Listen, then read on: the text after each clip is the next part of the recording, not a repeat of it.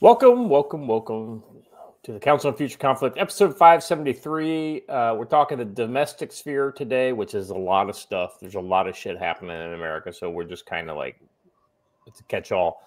And then Anarchy in the UK, which, I mean, I'll be honest with you, I did not expect when I started doing the notes today to do a Anarchy in the UK,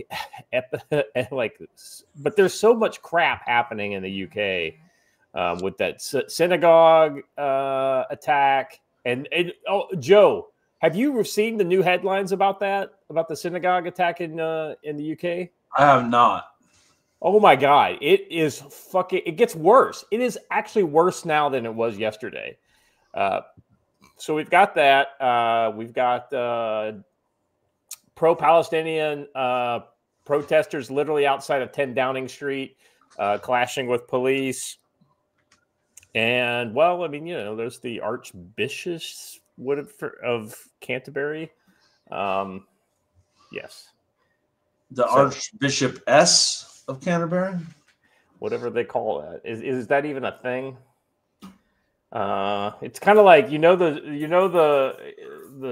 Church of England needs to just rejoin the Catholic Church when they decide that they want chicks to be in the top position. So, yeah. And you know, her first message is totally woke and, you know, as you would expect.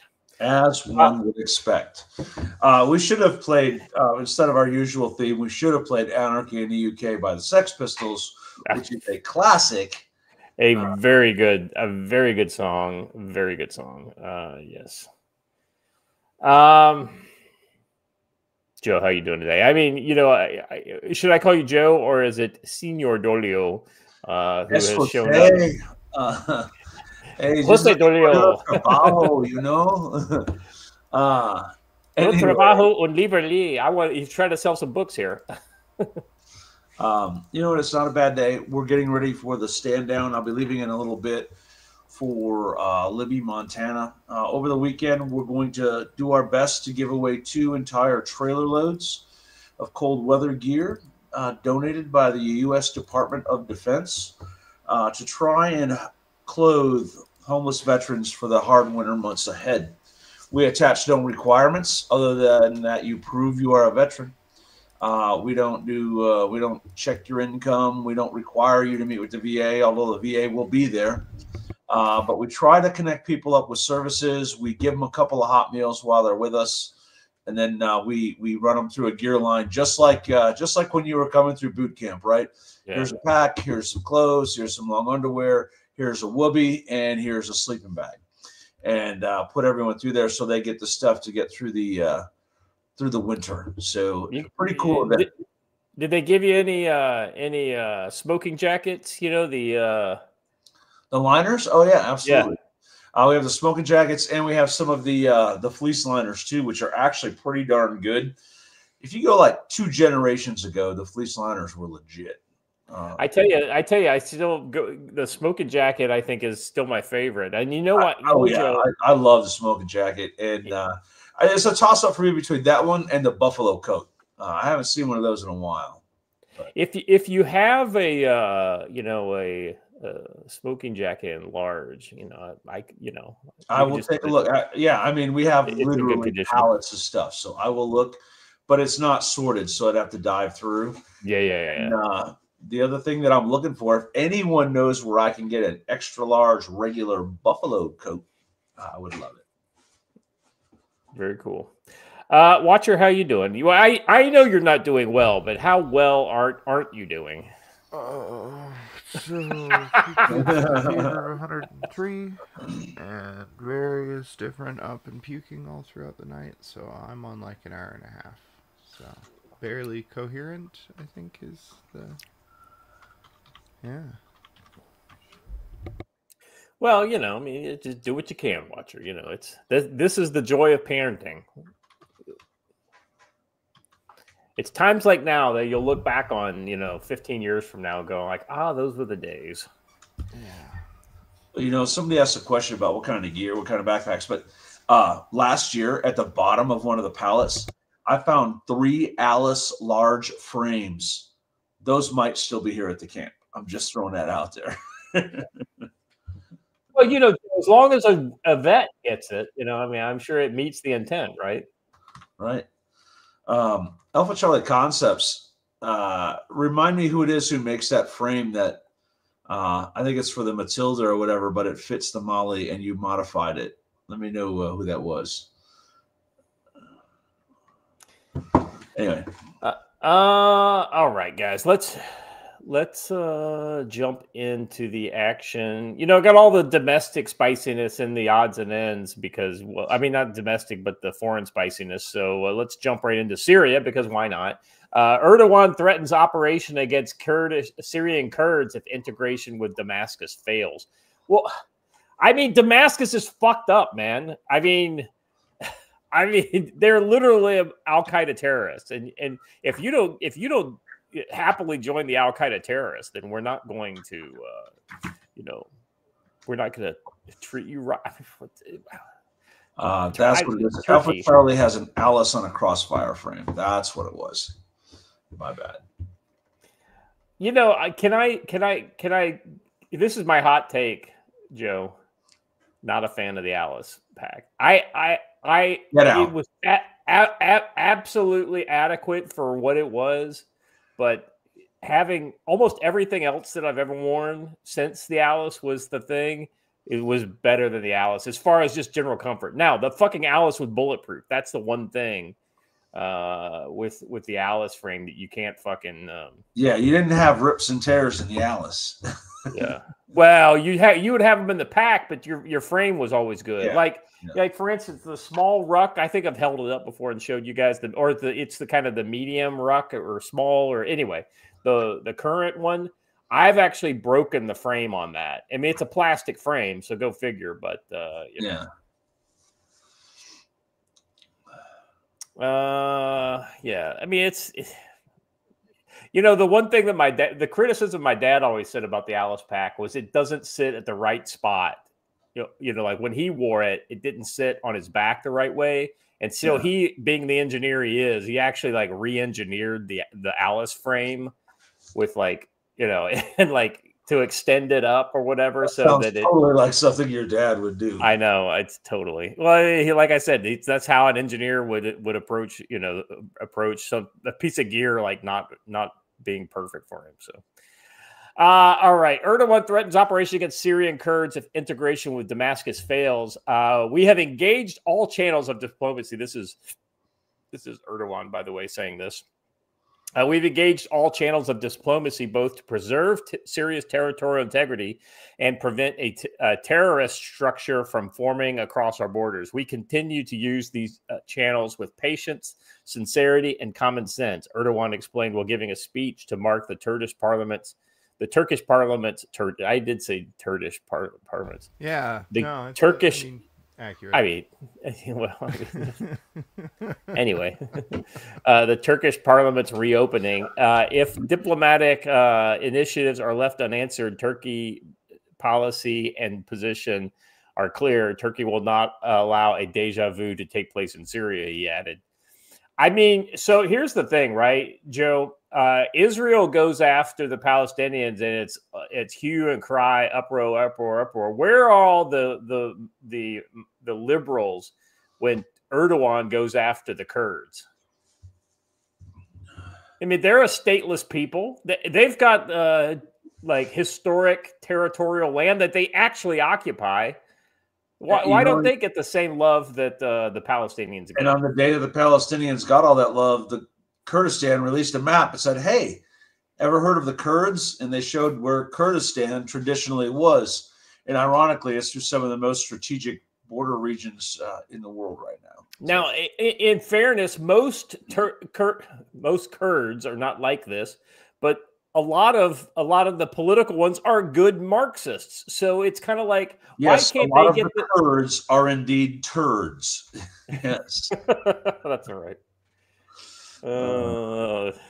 Well-armed Corgi says there's something beautiful about the Hilux Technical. You're right. This would have made a great thumbnail, by the way. Let me just tell you what makes the Hilux Technical better.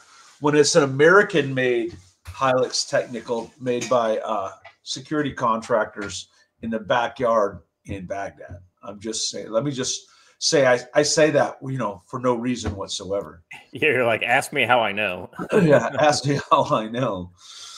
But yes. So U.S.-backed SDF controls large swaths of oil-rich territory in the north and east of Syria, which it administers under the name of the Autonomous Administration of Northeast Syria. U.S.-backed FDS was established under U.S. guidance in 2015. It's an offshoot of the Kyrgyzstan Workers' Party, which Ankara considers a terrorist organization. Erdogan has threatened to take control. Actually, the SDF is not directly connected to the PKK. And I was going to say, until we started giving them money, we designated the PKK as a terror network. The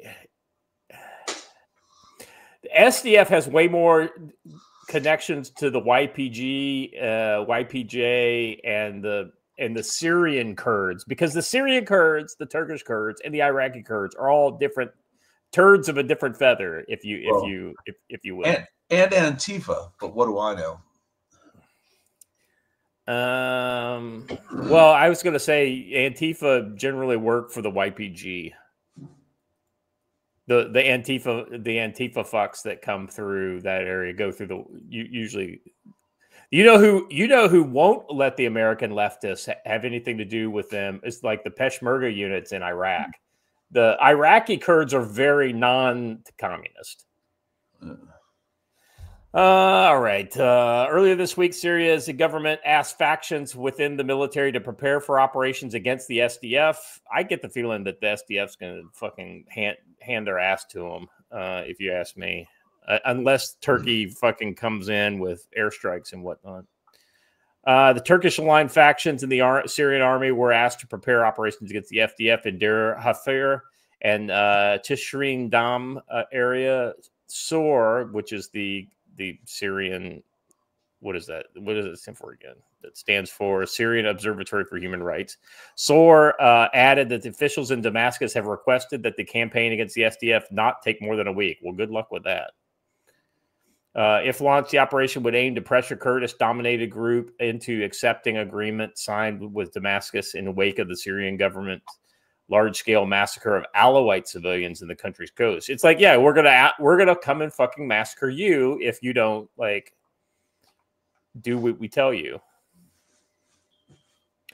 SDF leadership is worried the Kurds could become subjugated in similar massacres if they give up their weapons and allow their fighters to integrate with the Syrian military as individuals rather than as units under the Kurdish command. Exactly right. They need to have some sort of regional autonomy. What the Syrian government needs to do is just say, listen, you take care of your fucking region with your local militias and you give us money because you're making money hand over fist from the oil fields. That's what they should do. Let me point out, too, that in all of these regions, the number one requirement from the governments to these people who want their own freedom is first you have to turn in your weapons. Never, ever do that, right? Be like, hey, man, we'll put them away, but I ain't giving them to you. It looks like there's fighting already going on. This is a tweet here. If you want to play open this in X Watcher and play this video. This is from the Rojava network, which, you know. Talking about this one? Because there's not much to see. Is there? I don't know. I've already thought maybe a there's couple times, but so they're firing on the dam, but you can't really Is there any sound? Just a guy talking in Arabic.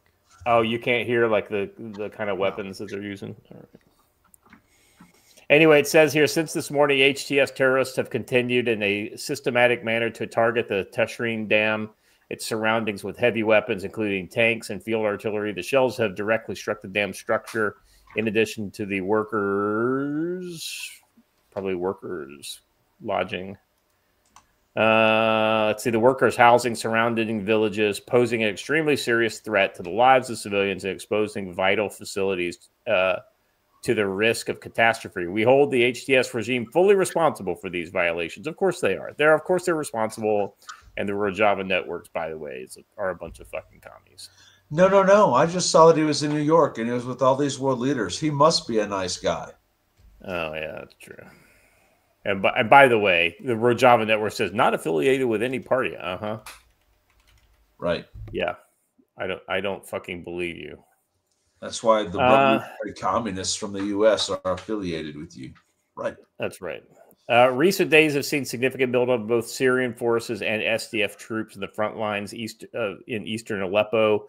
Let's see. There were clashes. More than 10 artillery shells struck the Tashrin Dam. Earlier in the day, sources confirmed that orders were issued by the Syrian government to deploy show of force units with heavy vehicles, tanks, artillery.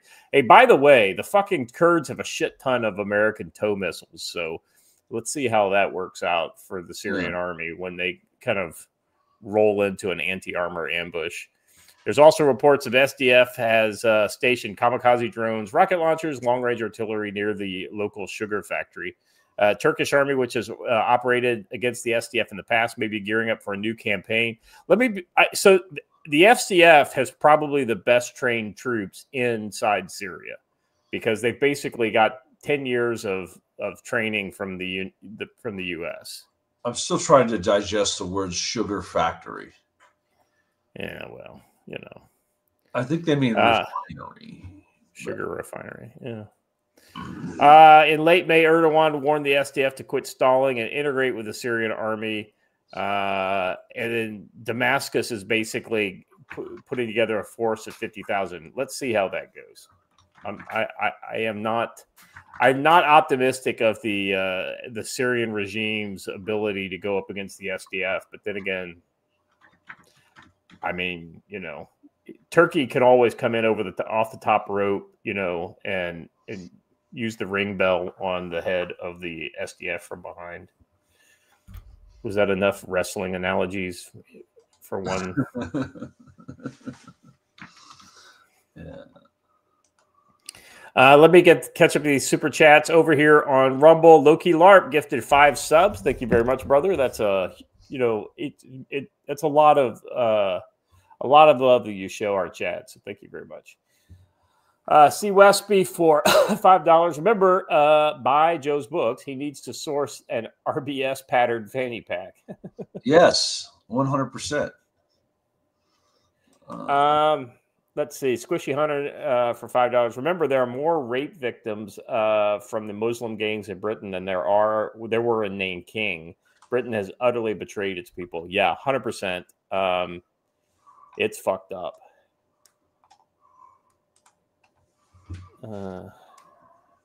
Alpha Charlie Concept says, that's why I push Crossfire to make the CF2, which I absolutely love. Which one is that? I have an Alice. Oh, okay. I got it. This goes back to the putting the Crossfire on the Alice frame.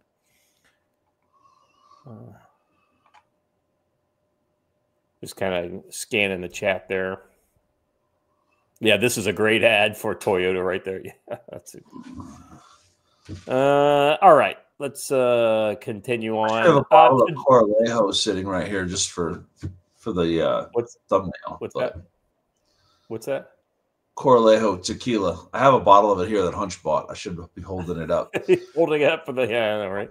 Whoa, Kaiser John, $50. Talk about coming off the top turnbuckle.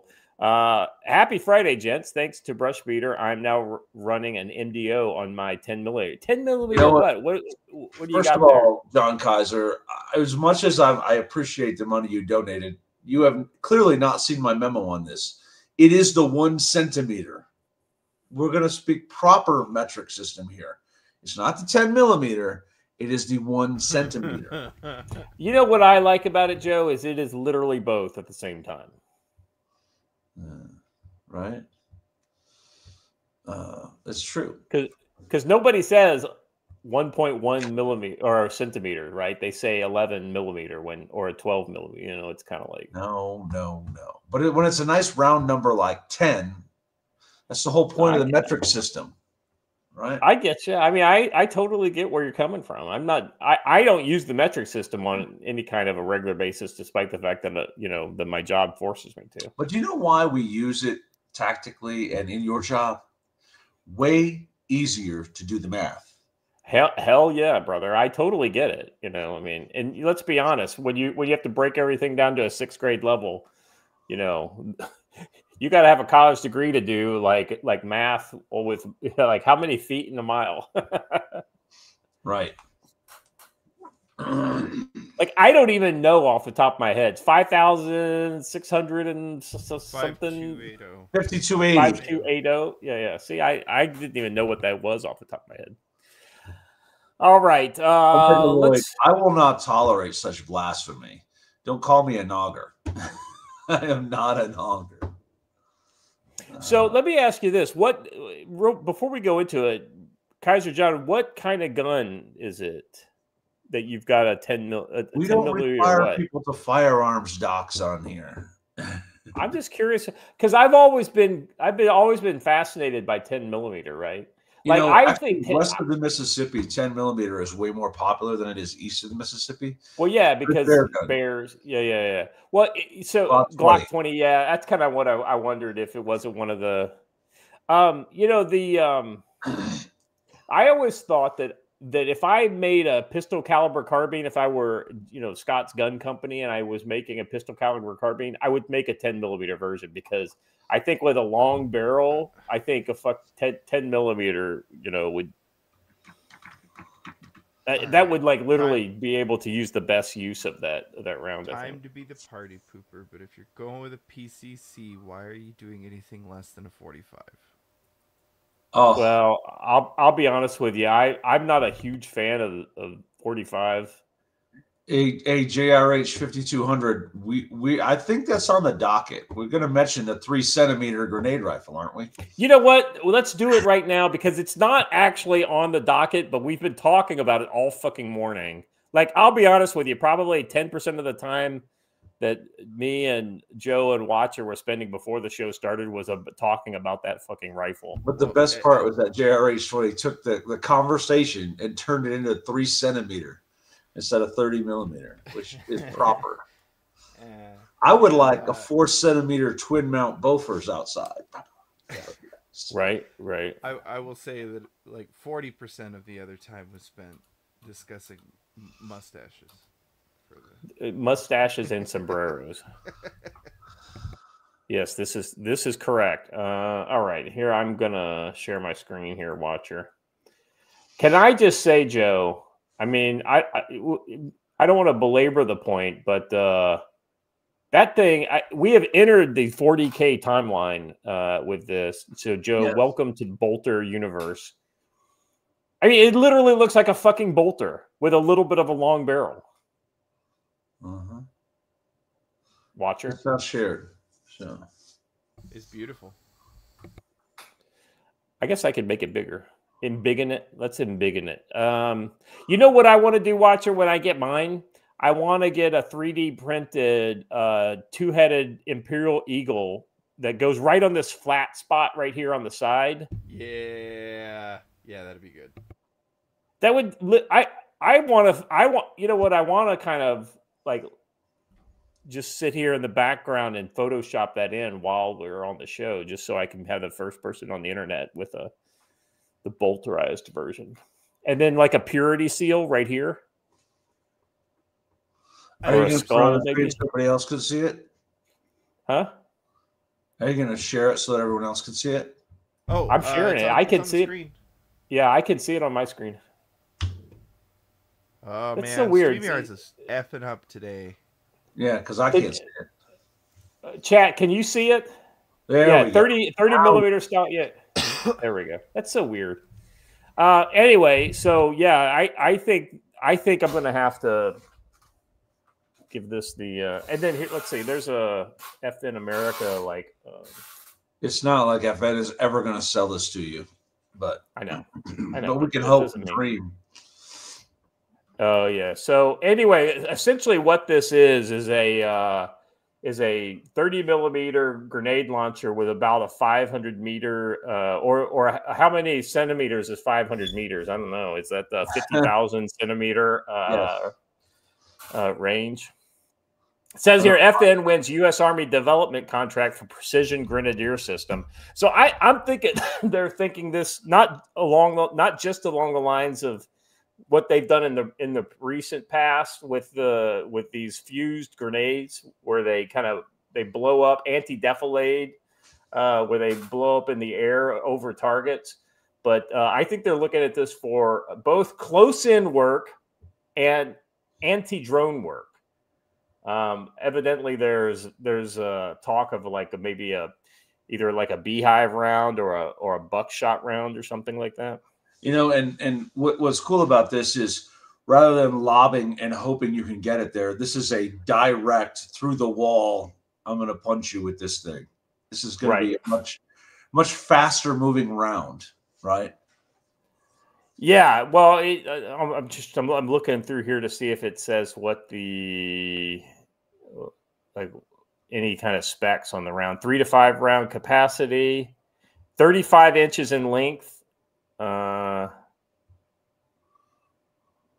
Let's see. Can you talk to it and order a double shot? I know, right? It doesn't really say what the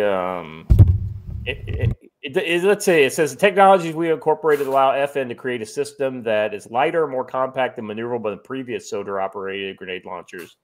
This will improve soldier capacities on the battlefield, offering a robust solution for close combat, engaging targets beyond 500 meters or potentially combat other threats such as unmanned aerial vehicles. So I think that's what they're there will definitely be a beehive round for that. Yeah. Something like that. Either that or a proximity fused round. But in order to do that, you need the whole gobbledygook fire control system that would go on top of it. And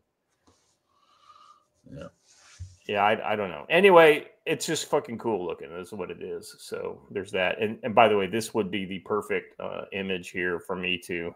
And yes, T, not letting us buy it is a Second Amendment violation, but until somebody makes them stop. Yeah, well, let's be honest. The government can't stop us from owning it, but we can't force FN to sell it to us.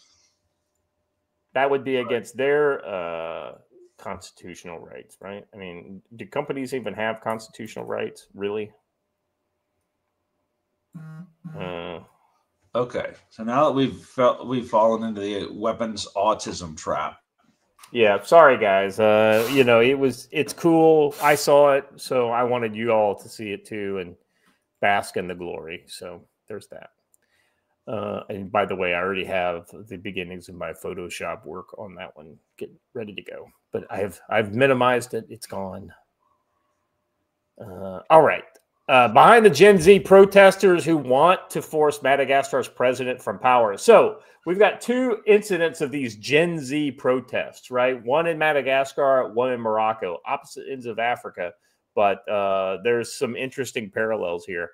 Thousands of people in Madagascar have taken to the streets in different parts of the country for the past week, and the largest wave of protests in the Indian Ocean island nation has witnessed for more than 15 years. What began as anger over shortages of basic necessities has rapidly escalated into one of the most serious challenges facing President. Guys, this is sounding an awful lot like Sri Lanka, about 3 years ago? You got to admit the range of people here. We got Antifa in the center. We got the Black Panther on one end, and then we've got the Skullface Palestine represented on the other end, and they're all throwing up gang signs at the same time. That's right. That's right. Yeah, they're like, we're not west side, but we're not east. Where are we? West side. Yeah, we're south. Madagascar is east side. Yeah, I was gonna say Madagascar is kind of south side, right? It's like. So what sparked the protest? Pressure started to build following the arrest on September 19th of 2 leading city politicians who had planned a peaceful demonstration in the capital. There have been hour-long delays, daily outages of service by state-owned utility.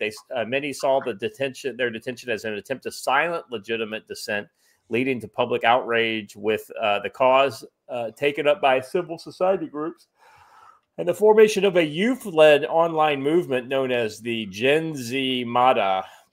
The protests have since spread beyond Antananarivo,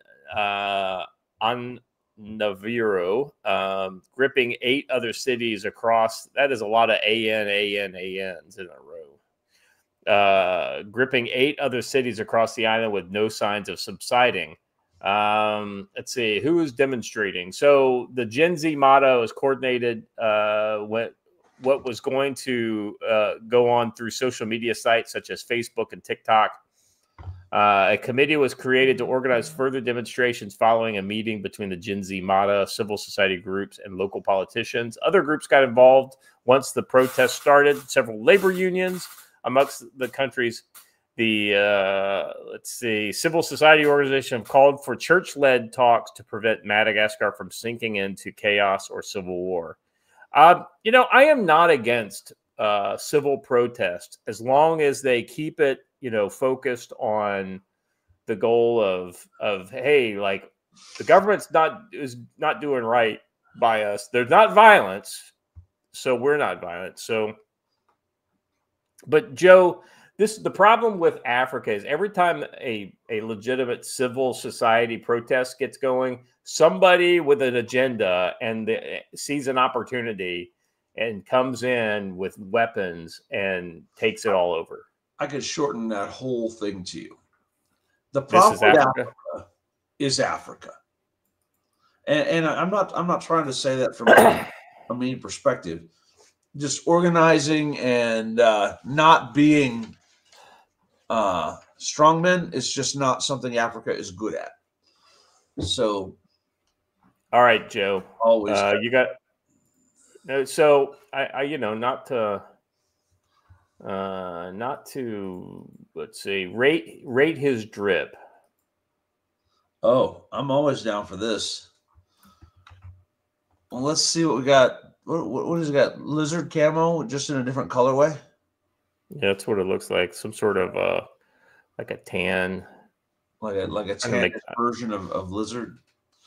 Yeah, I'm trying to make the picture bigger. Oh, open an image in new tab. Here we go. Oh yeah, here we go. That's better. Let me do that.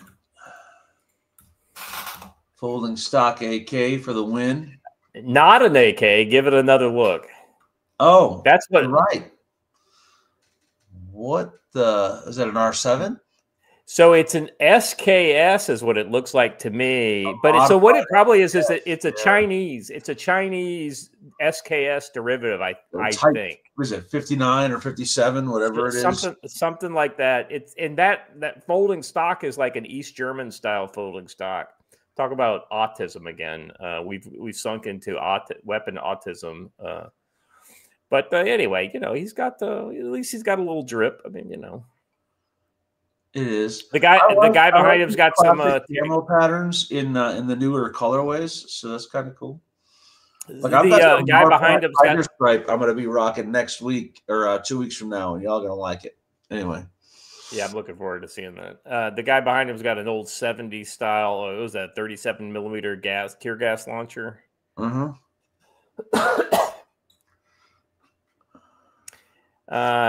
See, Westby's like, it's a confusing obscenity is what it is.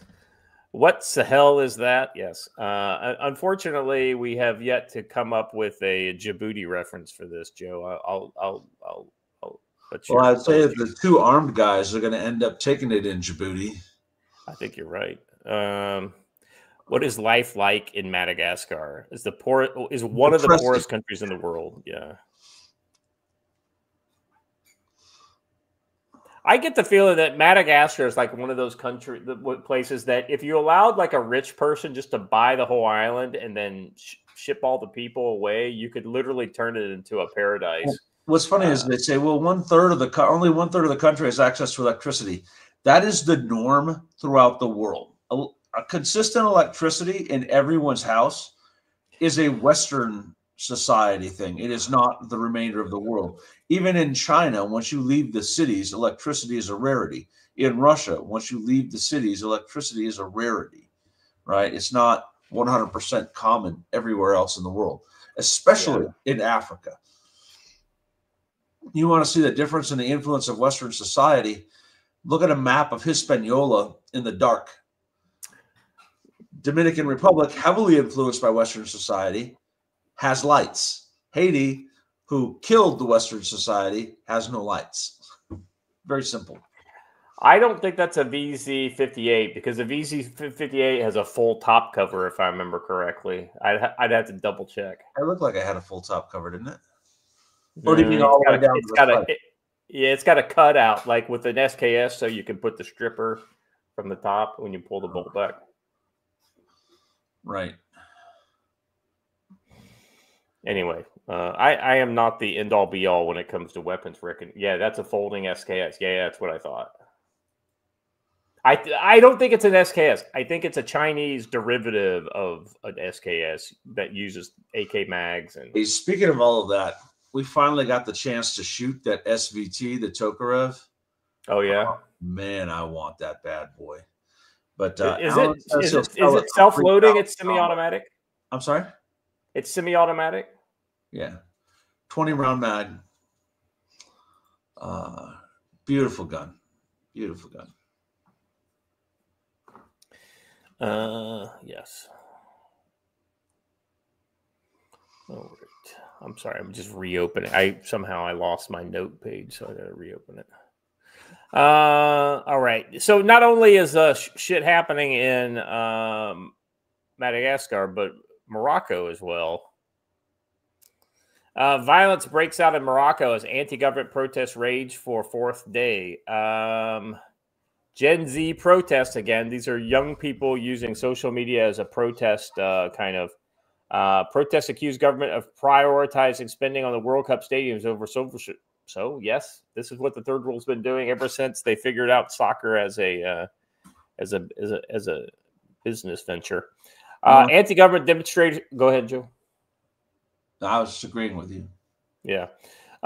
Anti-government demonstrators gripped Morocco for the fourth night in a row as young people filled the streets of cities and destruction and violence broke out in several places, with billions in investment flowing towards preparation for the 2030 World Cup. Promises to fix Morocco's strained social services have not quelled anger from the internet-savvy youth who launched some of the country's biggest street protests in years.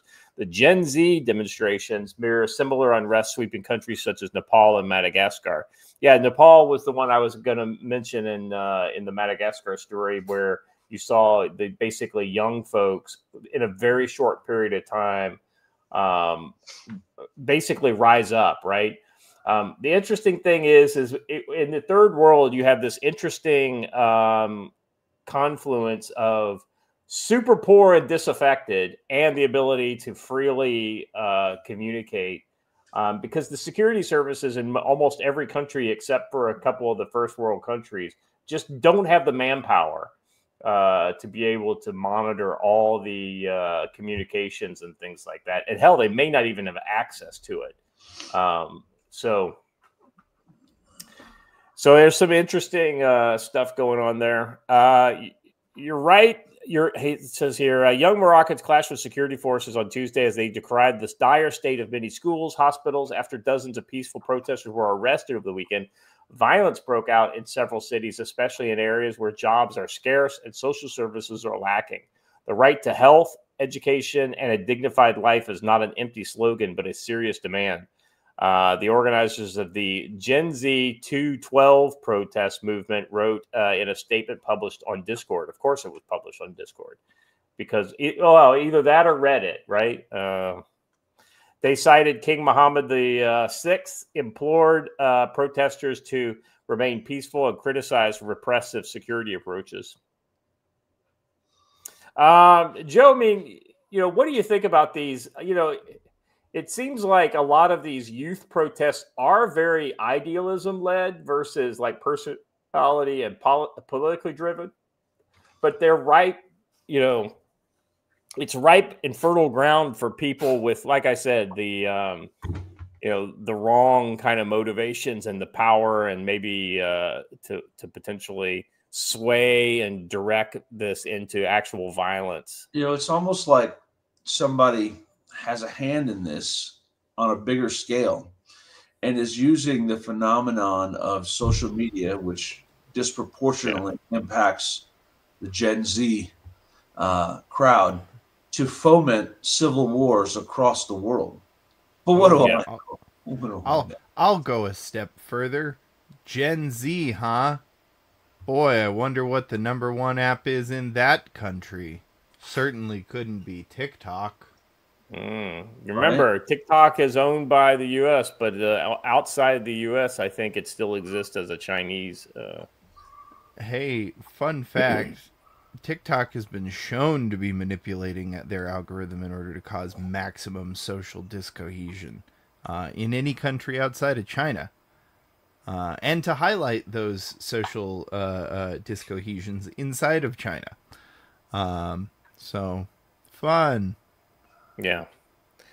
Let's see. Morocco's Interior Ministry has said the anonymously organized protests lacked authorization and were dealt with accordingly to the law because they don't have freedom of speech and assembly. Noting that those found breaking the law would be treated rigorously and firmly, it said 409 people were taken into police custody. It said 263 members of law enforcement were injured during the nationwide protest, and that also damaged 142 vehicles. That's police vehicles. 20 private cars were also damaged, and 23 civilians were injured. Let's see. There were 37 protesters were arrested. They are among the hundreds that AMDH has said has been apprehended. According to many of those arrested were captured on video by local militia, and some were detained by plainclothes officers during interviews. With protests scheduled to continue, we urge our authorities to engage with the legitimate demands of the youth for their social, economic, and cultural rights, to address their concerns about corruption, Amnesty International's regional office said on Tuesday. I just thought this was really interesting because these are two Gen Z protests. They're in very disconnected in different areas with very different reasons to exist, but yet they exist at the exact same time. Joe, it's like you said, it's almost like there's some sort of invisible hand that's using the kind of tool of the internet for their own bidding. I wonder if they speak Hungarian or German. I don't know. Maybe German. Maybe German. Well, there's a Hungarian guy who's at the center of all of this too, or his son. You're talking about George Soros, yeah. No, not about Alex Soros, but yes. Well, yeah. And when you said his son, that's what. Yeah. So yeah, two very similar, and so I wouldn't be surprised if you didn't see violence erupt in both these places. By the way, I think the reason the violence didn't get bad in Nepal is because A, I think China has influence there, and B, I think it's because the government basically folded like a cheap suit in a weekend. So yeah. All right. Joe, you want to talk a little bit about tactical-wisdom.com? Yeah, but in doing so, I need to share a video. Okay. So we offer a combatives course, and I just want to show you what can happen if you take this combatives course. This is a recent graduate. Did pretty well in the course. All right. Let me know when you got that up on a screen watcher, and I'll hit play on this. Good to go. So, listen, he didn't do too bad, right? I mean, Charlie the Bear has been trained. He paid attention pretty good, and under the leg thing wasn't as good as the rest, but he did fairly well with the basic combatives with the nunchaku. It was tough though. I had to bribe him with steak, but anyway, I'm in the midst of writing an article about why you have to train, because there's a lot of folks who just think, nah, I'm not getting out here. And I shared some Antifa training events and Antifa training videos, and I was like, yeah, but look at them. I don't need to train. No, they're clowns. Hey, man, they're building camaraderie. They're actually getting out there and doing stuff together. And they might look silly today, but tomorrow they'll be better than they were today. And then what about the day after that? And then the day after that? These guys are out there actually getting out here and training and getting things done. And you're sitting on the couch and making excuses for why not. Usually because my sports ball or my Netflix. But we have to actually get out and do stuff and get out there and train. So it's vitally important. To that end, I'll be at Mountain Readiness teaching land navigation. here in a couple of weeks. That's going to be on the 17th through the 19th. Then the 21st to the 23rd, your last chance to see me on the East Coast this year. I'll be training Fieldcraft, where you'll learn some basic movement skills in the wilderness, how to use a map and compass. And I'll be quite honest, you're going to learn the most fascinating Fieldcraft topic, which is field sanitation. Does a gorilla poop in the woods, and how does he do so? And then we talk about shelter building, and we set up your shelters so they can go up pretty fast. The 21st to the 23rd. And from there, we roll right into the Scout and Recce course at the Brushbeater Training Center. It is going to be a 2-week period to remember. It's actually just a little over a week. It's about a week and a half if you take all of the courses and come to the Mountain Readiness. But if you don't, if you just go Tuesday to Wednesday, it's 8 days of training. So good times, man. Come hang out with us. Yeah, absolutely. All right. Let's see the return of the Brushbeater ad. It's been a little while. We just had other things kind of going on, and I'll be honest with you, I forgot a couple times. So it's kind of like I get to this spot of the show and I didn't write one. So, but I got you. I got you covered today. All right. Today we're confronting the surge of domestic violence across the U.S. and shocking attacks on the Jewish worshipers in the U.K. From homegrown fury to targeted hate, these storms demand we stand prepared. Enter our sponsor, Brushbeater Store, led by NC Scout, a.k.a. Matt, with training and gear to protect and prevail. When violence erupts in the streets or against the innocent, Brushbeater's RTO course arms you with secure comms to call for help and coordinate safety, cutting through the chaos of riots and assaults. Cell phones go down? Don't worry. You got your Baofeng radio. That'll keep you up with your team. Advance your edge with the Advanced RTO course, learning signal, intel, and electronic warfare to anticipate and counter threats. Tactical Combat Casualty Care course equips you to treat wounds safety, saving lives in the heat of the urban unrest or hate-fueled attacks. For unerring accuracy, the Kyber Optics MDO provides close emitter red dot with a shake awake 50,000 hour battery life, essential for defense in close quarters crises. And if you get that tactical combat care course, make sure you've got a tactical operator response kit, or TORC, which delivers tourniquets, chest shields, and hemostatic gauze in a compact grab and go pouch ready for your emergency, basically an IFAC.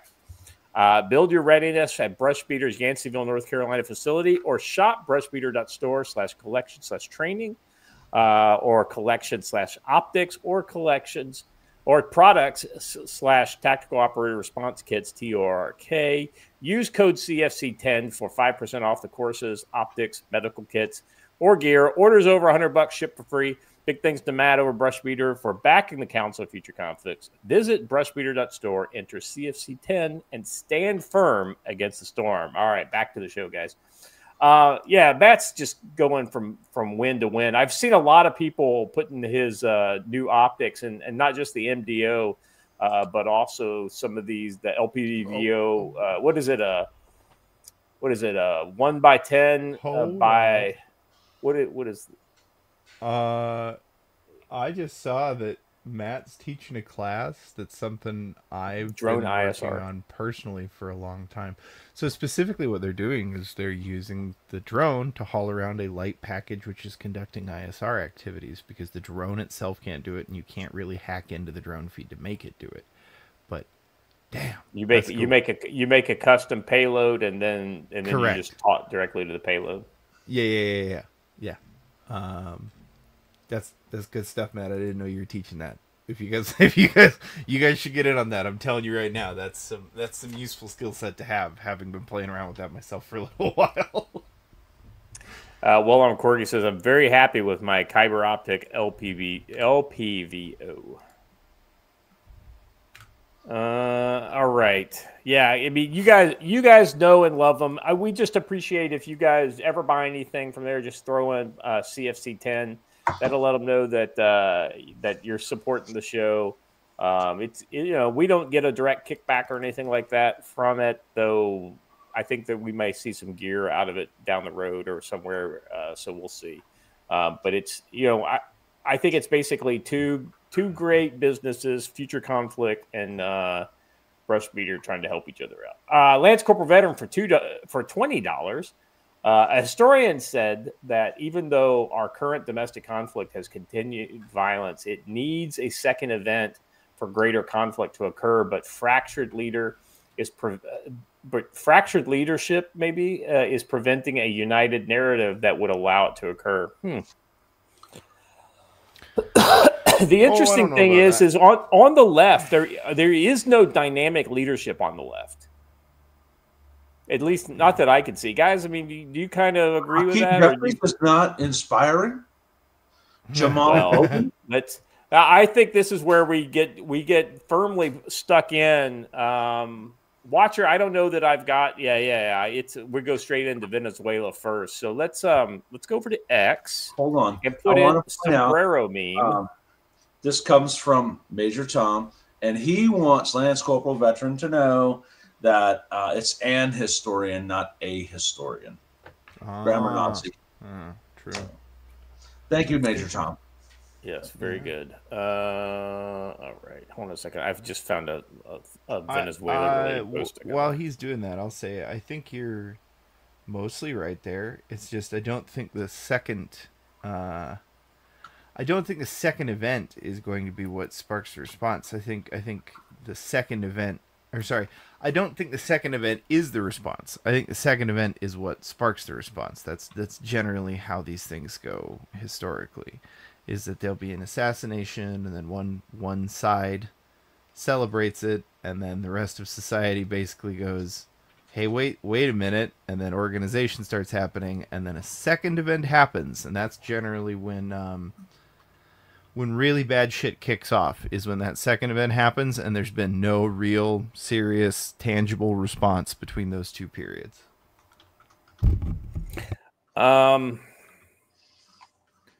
I'm looking for the second one. So, Watcher, I have put the first meme there in the chat. I'm looking for the second one where he goes on with Lawrence O'Donnell and starts whining about it.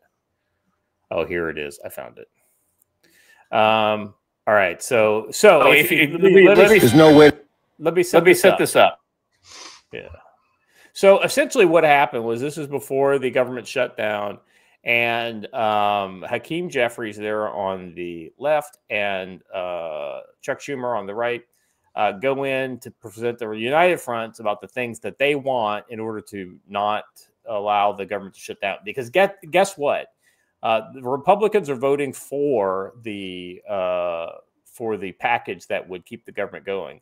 The Democrats are the ones that are not voting for that. And if you don't vote for it, then you are essentially endorsing a shutdown to get whatever it is you want. And what they want is a healthcare package that would see healthcare money, federal healthcare dollars, go directly to undocumented or illegal aliens in order to, I don't know, buy votes. Well, let's play there's a good theory comes out of this meme here. And by the way, this is Donald Trump's account posted this. So to sugarcoat it, nobody likes Democrats anymore.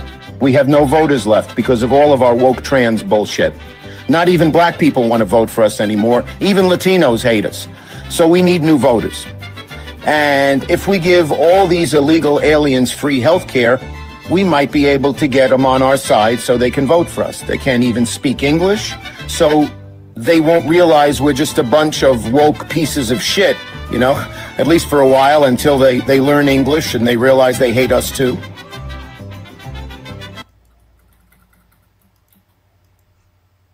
So, yeah, they were not happy about that. It's hateful. It's depraved is the word that Lawrence O'Donnell used. They say it's, what else is it, Joe? It's racist, of course. Of course it's racist. Because, racist. Yes, both of them are Mexican, and they feel triggered by this. So Hakeem Jeffries goes on Lawrence O'Donnell's show to whine about this, and Lawrence O'Donnell is basically filleting him right there on the camera. And then Donald Trump's account killing me there, Watcher. And Donald Trump's account decides to take this and go for round 2. Disgusting video, and we're going to continue to make clear bigotry will get you nowhere. We are fighting to protect the health care of the American people in the face of an unprecedented Republican assault. It's a disgusting. Oh my God. This was an absolute baller move by the President of the United States. Oops, yes, he is showing you how to meme. And the left, so here's the thing. If Hakeem Jeffries had immediately if he'd come out right after this happened with a sombrero and a mustache on at an interview or something like that, and then deadpan the whole thing, he would have owned it, right?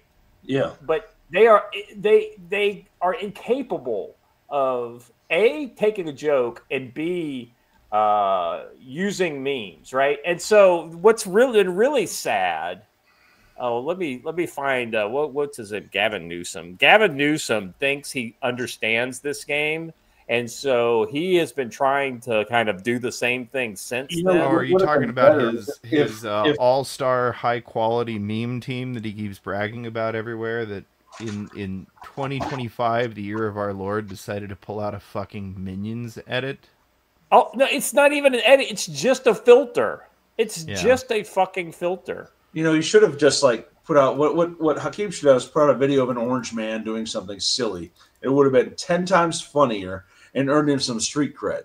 But no, he had to go and whine and throw the victim card and shout racist. Yeah, I can't even find it right now, but because it's when something's not popular, it's hard to find on X.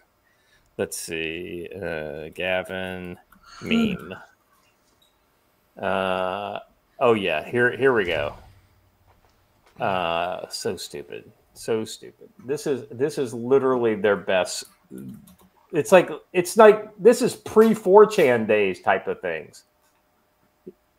This is what high school kids did. Like the jib jab days. Hold on. You also need to grab the one Be Prepared just dropped in the Rumble chat. OMG. All right.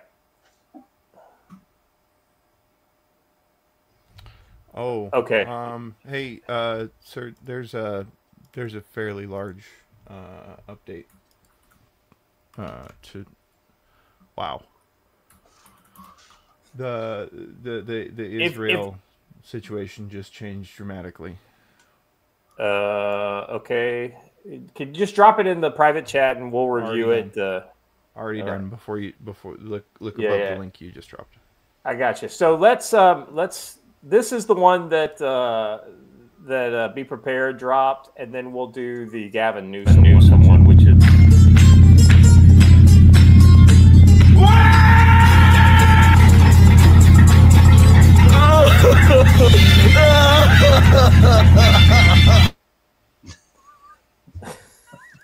That's the girl, this Sassafras 84. It's so funny. All the memes are just the high quality memes are just so much better. So now let's see. So if you go to the Ian Jagger one, it's the one right above the one you just posted, Watcher. Then that will show you where they're at with the. It's very lame. It's weak. It's just a filter.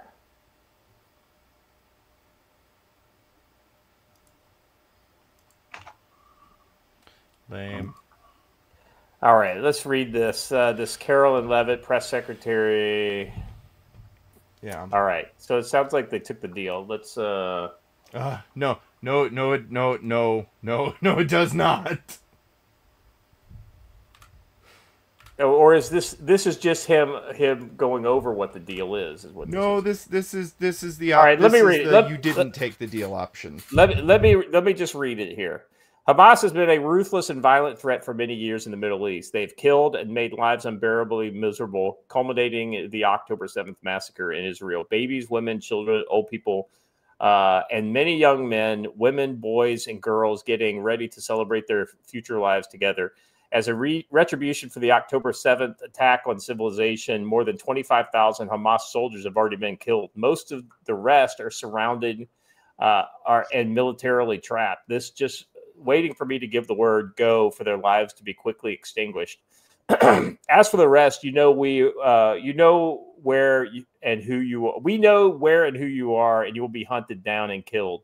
I am asking all the innocent Palestinians immediately leave the area of potentially great future death for safer parts of Gaza. Everyone will be cared for by those who are waiting to help.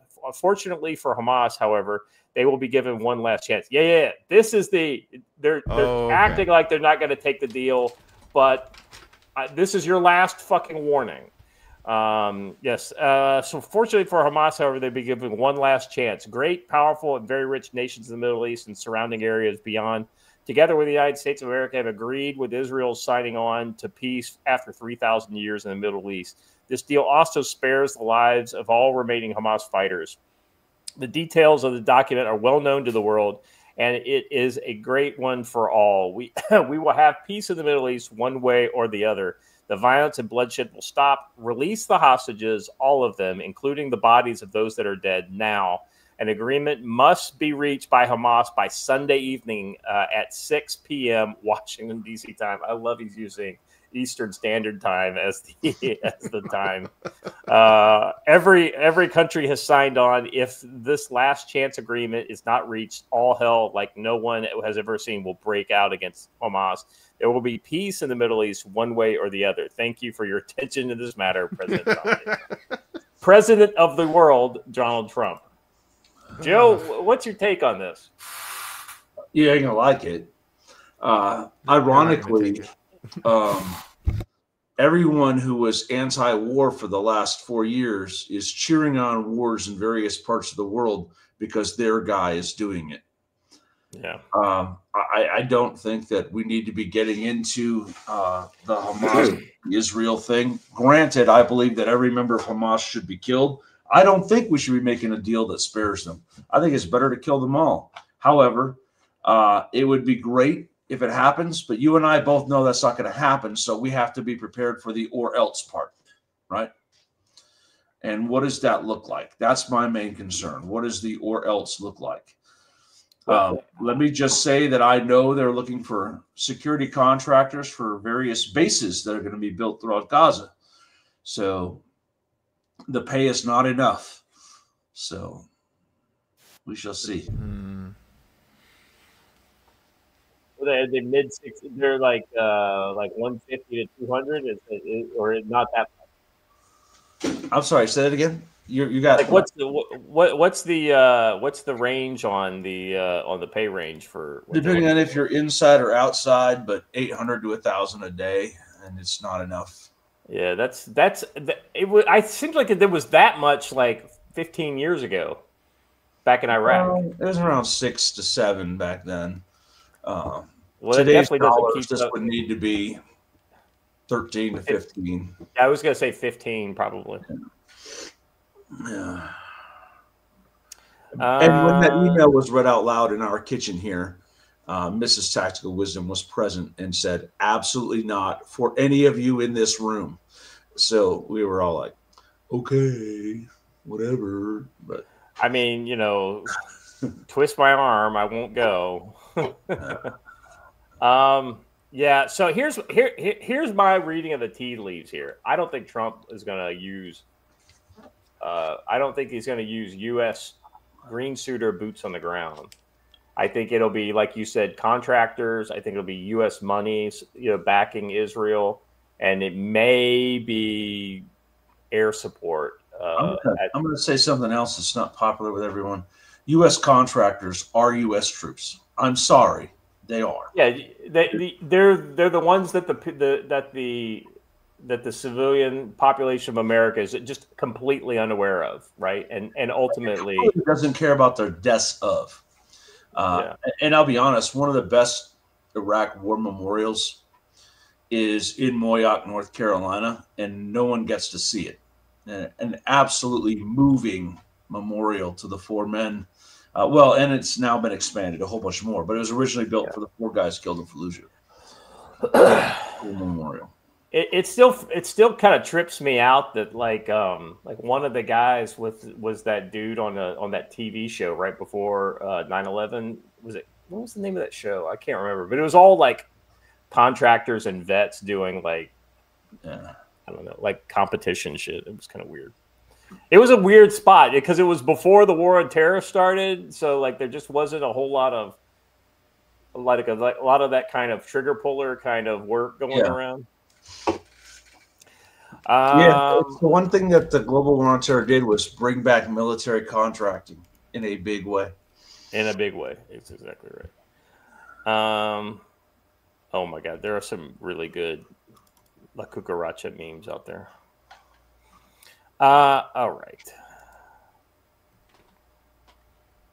Wow, that's a great rifle lineup. I'm sorry, I'm just going through my my feed here. Earl of the South. I think this is a well-armed corgi, isn't it? Yep. Check this shit out. Give a little love to the unarmed corgi in the chat. Look at that lineup there, Joe. Ooh. Somebody's overcompensating. That's just me being jealous, by the way, because I want to overcompensate too. One of those is the Brush Beater LVPO, Kyber Optics. So is that the one in the middle? I would guess. Yeah. Yep. 1 to 10. I need to get out with mine. And listen, if you're not actually doing real practical drills at the range, then you're just putting holes in paper. For example, a break contact drill.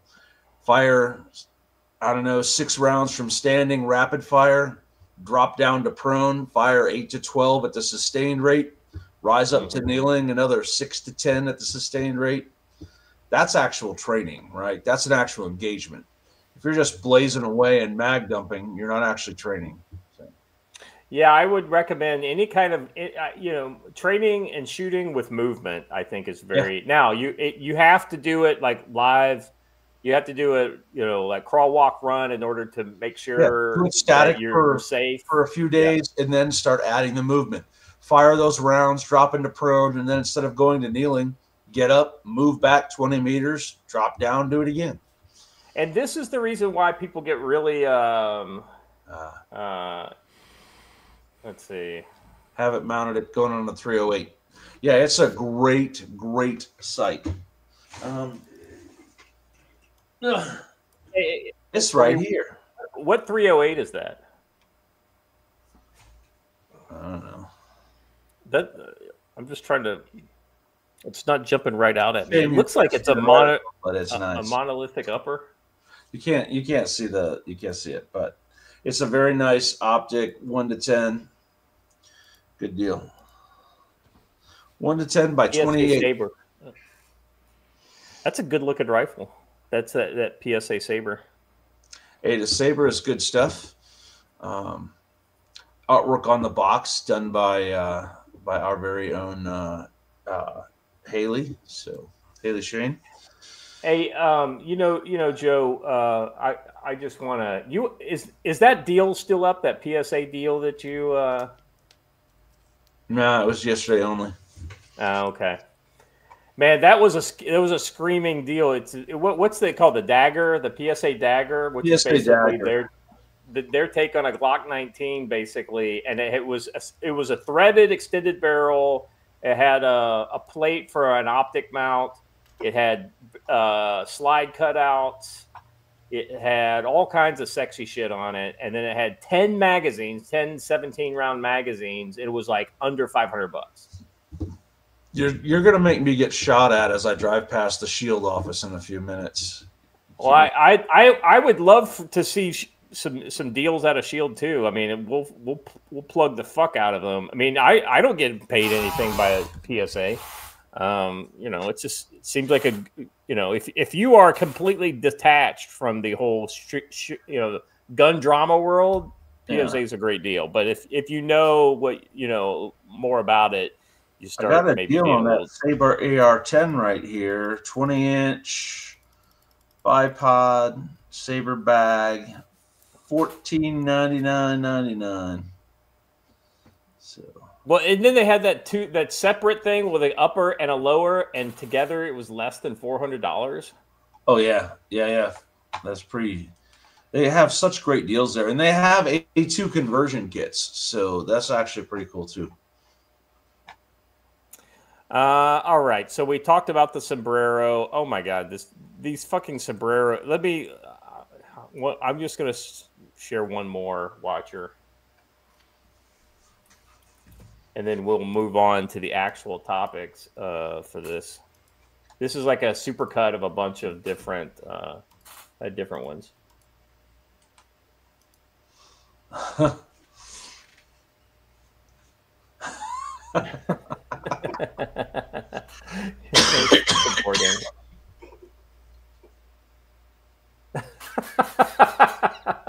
Oh yeah, the kittens. They did the cats, and then they put their response to the cat video was put a sombrero and a mustache on it.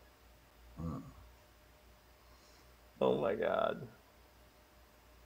This is comedy gold.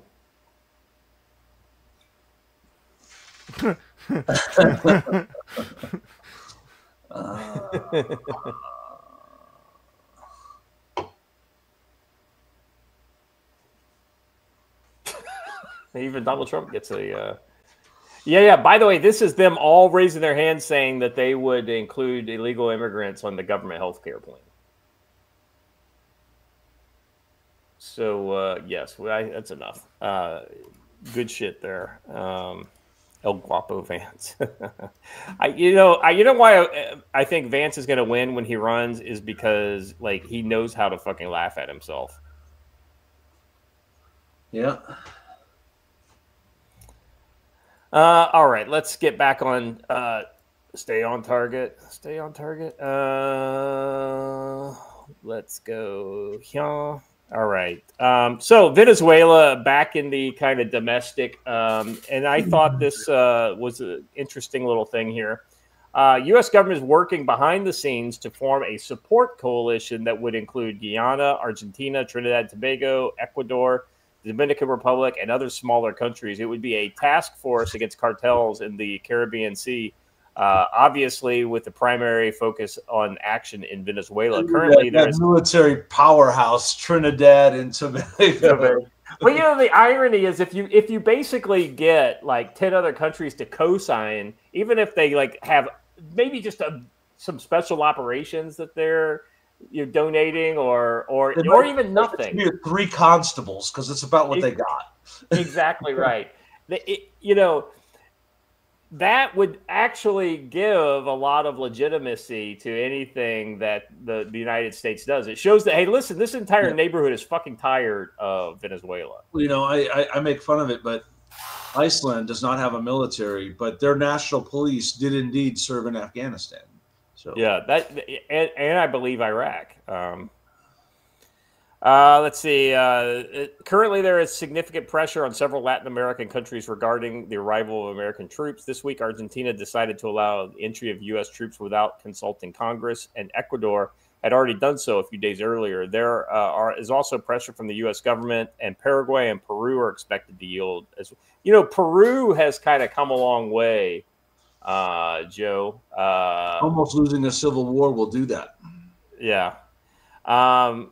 Let's see. The curious detail is how none of these countries produce fentanyl, which is actually the main problem for the U.S. This reinforces my thesis that Venezuela is the real focus of all of this. American troops have landed and are continuing training with armored assault vehicles and hovercrafts in Puerto Rico, seemingly reinforcing the idea of an invasion with support from local groups. Some U.S. ships remain less than 70 miles off the coast of Venezuela, already establishing a maritime occupation. I believe the American government will only proceed with this if they are certain of the low cost of operation. The reduced force of a few thousand troops, which can be reinforced, would only be a partial occupation aimed at escorting prisoners. The interesting thing is that if the Marines are used, it would basically just be a beachhead force, and then they would essentially be able to truck down, or not truck down, but ship over in relatively short order troops from the U.S., stateside NORTHCOM units. I'm trying to decide something here, because only one U.S. service uses that vehicle, but that does not look like one of ours. Well, so it is an old school LAV-25, and so all the other countries use the more modern, the MOWAG Piranha 4, which is essentially the newer version. But the thing that's probably throwing you off are those two jammer antennas that are on it. No, it's the color scheme. Oh, well, it's maybe it's because it's wet or whatever. Right. They've been changing. Both the Army and the Marines have both been kind of starting to do some green only vehicles, which is kind of I've noticed that on Camp Humphreys I've seen just green vehicles. So I like how they armor all the tires for this. Yeah. They had a lot of time on the platform. Okay. Yeah, that's exactly right. Well, they're probably just wet actually from driving it into the hovercraft from the well deck. But yeah. Hey, if you've written an LAV in the surf, you've puked in an LAV. Let's see. Clash report. The next one here. This kind of shows you. This is what you call a task group or a strike force. Washington Examiner report claims U.S. military buildup near Venezuela includes warships, F-35s, Marines, and a submarine base in Puerto Rico. It goes far beyond anti-drug patrols and could support seizing ports and airfields. While officially framed as counter-narcotics, the analysts argue that the scale matches invasion-style planning. The interesting thing is I think that Venezuelan military would probably be disarmed via cash as much as anything else.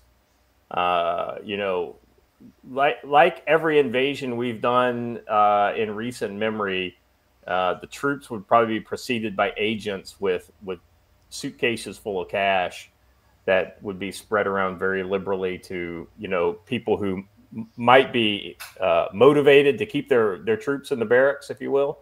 Yeah. I think that this is more of a recovery force. We may do something aerial as we have been, but we may ramp it up. Special ops, Marines exist for tactical recovery of aircraft and pilot missions more than anything else, right? I don't know what they call those these days, but that's what they used to be called. Yeah. Right. DART teams, I think maybe that's what they call them in the Army. Yeah. Downed aircrew retrieval recovery team. Yeah. Retrieval team. So anyway, this is I thought this was a good little graphic that kind of shows what you got there. You've got strike package potential, all the TLAMs on these destroyers. And for all of you who keep telling me the Marine Corps does not still field the Harrier, there's the Harriers right there on the graphic. They do still field the Harrier. Yeah, Thunder Chickens of Marine medium tilt rotor squadron. Let's see, reinforced. The Harrier is a legit platform and always has been. Yeah. And it's the only problem with the Harrier. It's the same problem with the A-10. It's just old, right? Yeah. It's like if you got something that's old, it takes a lot more money, and the older it gets, the more money it takes. You can't just get rid of it offhand, but you'd like to. Yeah. I'll be honest with you. I think the F-35 goes a lot closer to replacing the capabilities of the Harrier than it does the A-10. If I'm honest, that's true. That's true. Anytime you do something like make something like vertical takeoff and landing, it becomes a compromised platform. But still, for a vertical takeoff, the fucking Harrier is the best that ever was. Yep. So anyway, this is just a kind of a snapshot of some of the power that's there. Watcher, can you share the no, not hold on a second. I think I got it. I need to share it in the private chat here. Can you put this link that I just in the private chat? This is OSINT Defender, so this is one of your kind of suspect OSINT accounts, but the broken clock theory and all that. Venezuela's Minister of Defense, Vladimir Pedrino Lopez, claimed today that 5 F-35 Lightning IIs, likely the Marine Corps' F-35Bs, deployed recently to Roosevelt Roads Naval Air Station in Puerto Rico, were detected by air defense systems operating within the Maquita flight information region off the coast of Venezuela. So if you detected those, misleading statement, right? Yeah. And meaning they're in their ADIZ, Air Defense Identification Zone, but like their ADIZ goes out 400 miles. So there's nothing there, right? So. Well, the irony here, Joe, is that probably if they detected the F-35s, it's one of two things. They actually detect the Harriers, or they had the reflectors on, which is essentially it's like literally they fly the F-35 around with radar reflectors on them in order to make them visible, and they literally just take those off before the combat missions. And the only times it doesn't have it goes full stealth is during combat missions. Yeah. It's no mistake that his first name is Vladimir, by the way. That's true. Watcher. I will. I'll add another fun and we'll just say purposefully confusing tactic they use in a lot of these announcements, which is they'll often announce that they detected one of our 5th generation fighters.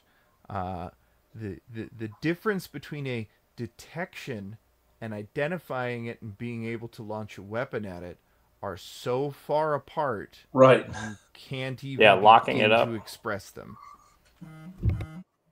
Yeah, you because it's not just the detection; it's you have to actually get a lock on, and that's the biggest problem with stealth. It actually makes it really hard to lock on.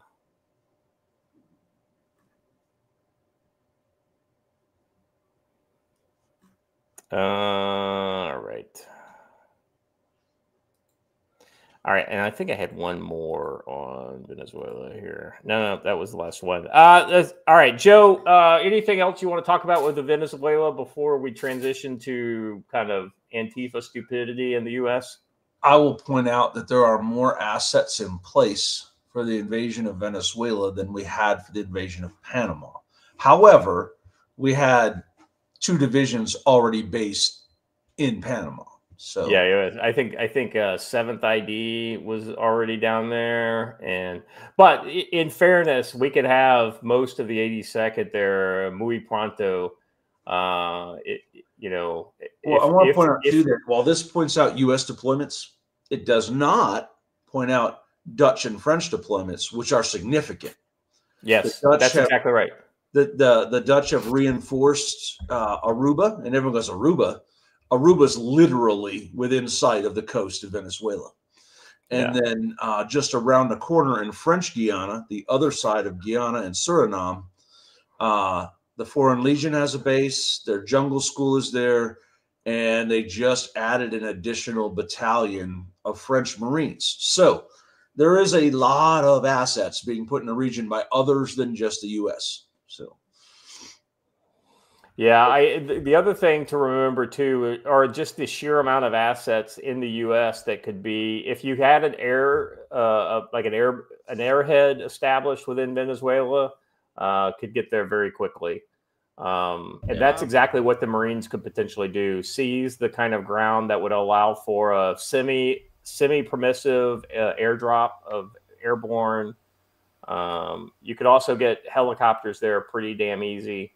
Kind of island hopping, Blackhawks and Chinooks and things like that down. So these are all kind of, and then here's the thing: if Guyana's on board, you could literally do a hook into the backside of Venezuela via like air assault or something like that. And there's a lot of airborne rangers out there that would love to get a mustard stamp on their airborne wings. So. And I'll tell you that's how they did Panama.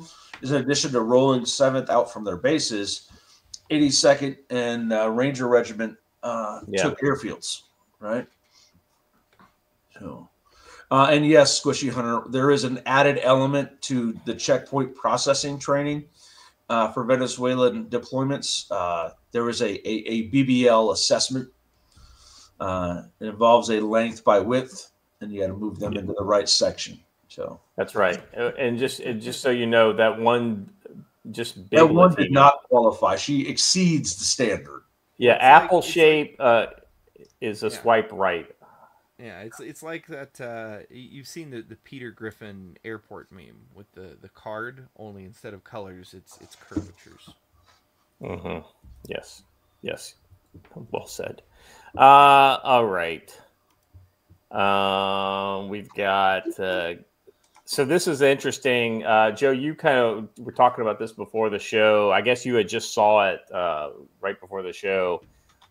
You want to give a kind of your take on like how to exist on the streets and in a kind of like didn't expect to get in a fight, then I end up in a fight commentary on this. I'm sorry. I think that the people who live in Venezuela already have a pretty rough life. They're already in crisis mode. So I think that an invasion to them won't mean that much of a difference. But the problem is, what will their government promise them in exchange for fighting the Americans when they come? And I don't think it's going to be enough. I think that you'll see the average Venezuelan will be like, one overlord's no worse than any other, and the Americans are probably going to feed me better than the Venezuelans, so I'll let them roll on through my hood without shooting at them. The problem is how entrenched are the drug people? Right. So, that'll be the interesting thing to kind of see. Like the Trinidad Aragua guys are the ones that are actually most likely to fight no matter what. The Army guys will probably take the money, right? I mean, that's because they're like one paymaster is as good as another. And ultimately, the U.S. is generally pretty good about putting a local face on the opposition very quickly. So I wouldn't be surprised if the CIA already doesn't have their kind of head of the Now, here the reason why I'm not screaming from the rafters about like this being unauthorized use of military force or whatever. First of all, I would like to get Congress to authorize it. But that being said, is that this is actually the kind of thing that is in the U.S. interest and is in the kind of mandate for the use of military power, right? Like it's literally across the Gulf from us. This is our backyard. We got to keep that shit straight, right? And if Venezuela goes down, we need to turn our sights to Panama to fucking root China out. Root and stem from Panama, and then Colombia, you're next, then Bolivia, then Brazil. And I think too, though, that if something kinetic did happen with Venezuela, you would see the others fall in line pretty darn quick. Pretty damn quickly. That's exactly right. Yeah. It's kind of like the whole make an example of them. I think especially raises a good point too. Oh man, they killed the TDA assholes, and I get an MRE. Yeah, right. There's no downside to the average Venezuelan citizen to letting the Americans roll through, other than he still has to live there. And even in Panama, the people actually wanted the American intervention because they did indeed elect Guillermo Endara, but they would not take a side until it was clear that the Americans were going to win. Yeah. And it was always clear to the Americans we were going to win. But the average Panamanian didn't have access to the media that everyone else did, right? So they thought that their military was invincible right up until it was proven to be very vincible. That's not even a word. I just made it up. But made it up. Well done. Well done, my friend. All right. So from one type of fight in Venezuela to a street fight in the U.S. with a little Antifa action, and where the Antifa guy gets his fucking... Joe, you want to comment on this? Like, as a security professional, this is very much inside your kind this of is beautiful. I do have one legitimate question here for the U.S. Border Patrol. Why on earth did you arrest a man in a white shirt? Now, if they put him in handcuffs, walked him around behind the building and let him go and said, hey, bro, we just wanted to get you out of there, I'm cool with that. But it appears as though they arrested both of these guys. Here's the thing. If you're going to talk smack and talk trash like this guy here in the yellow, you might want to be able to back it up. And by the way, the guy on his ass, he was the one that aggressively threw the kicks out there. You know. Yeah.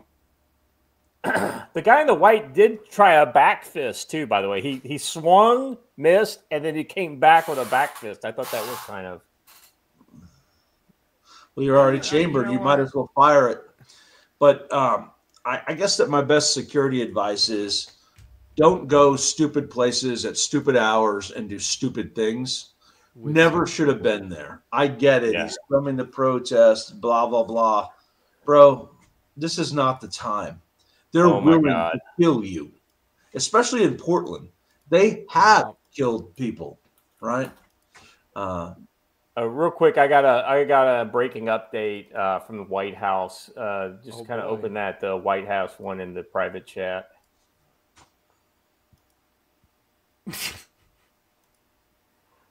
Breaking: our social media manager was furloughed, but hey, it's almost Friday, and they've got a sombrero made out of earlier, and I thought it was classic. But there's some good points being raised in the chat that when their side knocks one of ours down, they all swarm in and start kicking him in the head and the chest. And when our side does it, we don't do that. We don't run in. We're like, hey, the fight's over, man. Take the beating you just got and move on. But listen, they got to learn to not go into the middle of that if you could avoid it, because that could have ended very, very differently and not in a good way. So don't wade into the middle of the crowds. This from the guy where there is a very famous internet video of me chucking Antifa left and right in the middle of a crowd, but I wouldn't do that. Would it be cultural appropriation if somebody made "Make America Great Again" red sombreros? No, I think that's a beautiful idea. I think that is. That's your $1 million idea, Watcher. Building cultural bridges, Scott. That's true. All right. Let's see. What's next here? We got. Oh yeah. Joe, this is one that you brought to our attention. I saw this as well, but you had a pretty classic take here. Yeah, from a protection standpoint, why would I let this guy go? Now let's assume they just let him go. Well, why would they do that? To see where he goes back to.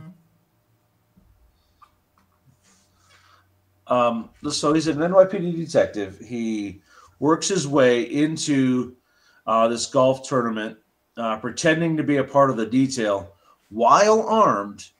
And then when they find out that he's not actually supposed to be there, they just kicked him out. And it says that his department is charging him with theft of services because he got to go to some golf thing. But it's an administrative action. It's not an actual criminal charge.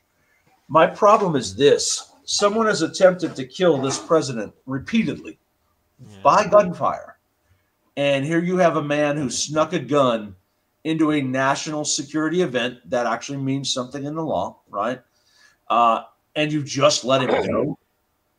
You should have, at a minimum, charged him with unlawfully bringing a firearm into a national security event for the deterrent value alone. And the fact that you didn't tells me there may be a lot more to this story. Right, Loki, Velociraptor testing the fences. Exactly right. Yeah. Interesting. I thought either that or maybe he might have actually known somebody inside the protection perimeter. So, all right. I thought that was pretty interesting. And then I think this is the last of our kind of domestic. Now, like I said, it's kind of a potpourri day. A lot of stuff to talk about, and there's a lot of stuff we didn't mention. So I don't know if you guys saw this. I guess this has happened overnight for you guys. Yeah, a fire is burning at the Chevron El Segundo refinery in Los Angeles. So this is some OAN video. Let's just play the audio on this real quick and see what they got to say. Southern California, This is the Chevron El Segundo refinery in Los Angeles County, very close to LAX, where a fire is burning after an explosion. Information very limited right now. No reports right now of any injuries or the cause of this explosion. This just occurred within the last maybe half hour, I would say. We're going to keep a very close eye on Southern California and get you more information as it becomes available. We want to cover some breaking news. Yeah, so I haven't heard anything more recent on this. I'm guessing this is just your typical kind of industrial accident that happens on a fairly regular basis. The fact that this happened in the middle of Los Angeles is why so many fucking cameras are pointed at it. If it happened out in the boondocks near Austin or something like that, it wouldn't nearly get as much attention. And especially if nobody's hurt, Joe. Yeah, and there's a reason why all of these refineries have their own full-time fire departments. Things like this happen, right? Right. I'm not going to screech nefarious intent until we find out that there is. But I think you're right. It's only news because it's in the middle of Los Angeles. Oh, Dr. Butcher says Chicago just went hot. I noticed that there were people already live streaming from there an hour ago. So what's going on is it the more protests at the Broadview ICE Detention Center? Okay. Let's see. I'm seeing if I can find it. Yeah. If you want to look, there were a couple live streams up. Yeah. Well, here's I haven't seen any. Here, I'm sharing one in the private chat right here, Watcher. This is from this. This was 2 minutes old. Probably yesterday because it's dark. This looks like morning. Yeah, 9. So yeah, that would be now. Well, 15 minutes ago. An hour ago. Yeah.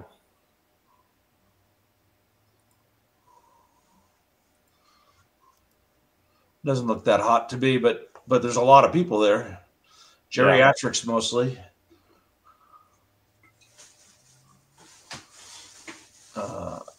Did you guys see the? I don't have any posts on this or anything like this, but did you guys see the announcement from Memphis that Stephen Miller posted the speech from Stephen Miller? I'd like to see what those people all did that are getting arrested, because it takes a lot to get arrested at these protests. But hold on a second. I haven't seen a shirt like that since the 90s. I want to point out that I think his shirt just ended up that way. That if you show up at a protest with a gas mask, they're absolutely going to use that against you in court. Shows criminal intent. Yeah, that's exactly right. Hey, Watcher, one last. Let's play this audio here. Play that video right there. This fucking speech is like, it's fire, I think. All right, give me a second. This is exactly the language that you have to use to basically, because crime is Donald Trump's strongest issue right now. And this is the kind of language that's connecting Donald Trump to people who have never connected to Republicans before, especially in the urban areas. To the Memphis Police Department, to the officers that I see sitting in front of me, we are about to provide you with a level of support you cannot even imagine. This isn't just a task force. This is a all-of-government unlimited support operation. ATF, DEA, FBI, ICE, Department of War, every resource we have. And they're not going to be sitting behind a desk at a keyboard. We are sending in real cops with guns and badges to go out with you on the street every single night making arrests. These are people who have taken down drug cartels, kingpins, the worst criminal offenders in the United States, standing with you shoulder to shoulder to shoulder. All we ask from you is to show up at roll call every single night with your brothers and sisters in the federal government and to go out and get the criminals off the street. And if you do that, I pledge to you, We will liberate this city from the criminal element that has plagued it for generations. This is not just a strategy shift. This is an attitude shift. We are not going to live in an environment anywhere where there is a street that belongs to a criminal, where there is a neighborhood that belongs to a gang, where there is any physical space anywhere that belongs to anyone other than the law-abiding citizens and families of Memphis. The idea that there is a square inch of block in this city where a citizen doesn't feel safe is unacceptable. This is Memphis. This is the United States of America, and all that bullshit is done. It's over. It's finished. He just fell into a trap. There should never be a space where a citizen feels unsafe. Yeah. That's a bad move, because what's Antifa's rallying cry? Safety for our marginalized communities. We feel unsafe when the police are around. We feel unsafe when laws are enforced. Probably should have just left that little part out. It would have been perfect other than that. Yeah, I mean, I think, it's one of those kind of things that's debatable depending on what you're trying to get out of the speech. I know, but it could have been undebatable if you didn't put that in, right? Yeah, I mean, so like I said, I think all in all, I think this is exactly the correct position for the administration. Basically, the local police are able to fix with all the backup they need from federal resources, right? Not like the feds are coming in and taking over. No, the locals will be able to fix their city with our support. So, like I said, the feds are pretty good generally. Like when they're able to, the actual people who are in charge of where the rubber meets the road, at working directly with the locals to fix a problem. So, all right. Let's move on to our next topic here. Anarchy in the UK. Great song, by the way. By the way, there was a really good cover by Motorhead of Anarchy in the UK. Oh, yeah? Yeah. For those who are unaware, after a terror stabbing by a Muslim man, so there was a terror attack. And then, this is a random PNW is $2 before we move on. Because yeah. Thanks for reminding me. Random PMW got 84 for $2 over on Rumble. With a lot of the 51 indivisible protesters being boomers, could their effectiveness have been slightly hurt in 4 years for the next election because of the natural die-off? Yeah, I think anytime you rely on boomers for anything, whether it's money, I think power, support, they rely on the boomers for numbers, but their core are college student Antifa activists. The boomers are just camouflage. They're just cover. Right. They fill the ranks. Yeah. But a good point. Yeah. Let me make sure I don't have any other super chats that I haven't gotten. Let's see. Here we go. Peanut Shades Helicopter Tours. My morning exercise isn't what it was at Benning, but it's like I have the NCOs and officers in my ears trying to make me laugh and lose my military bearing. The guys, Legendary Roofer for $2. Where are the purity seals? The Omnissiah is displeased. Now, everybody knows the Emperor is really the Omnissiah. I won't see this mechanical heresy will be given no truck here on the Council on Future Conflicts. And then, okay, so that's all that, and we got that one. So, all right, we are back on, stay on target. All right, so there was a shooting, a terrorist attack at a synagogue on, what was it, Yom Kippur, right? Opening day, Yom Kippur, yep. And two dead at the, and then after that attack, there was a pro-Palestinian protest in solidarity with the terrorists. It's going great. More violence right here in this one little thing than the entire what is it? The empire great again. And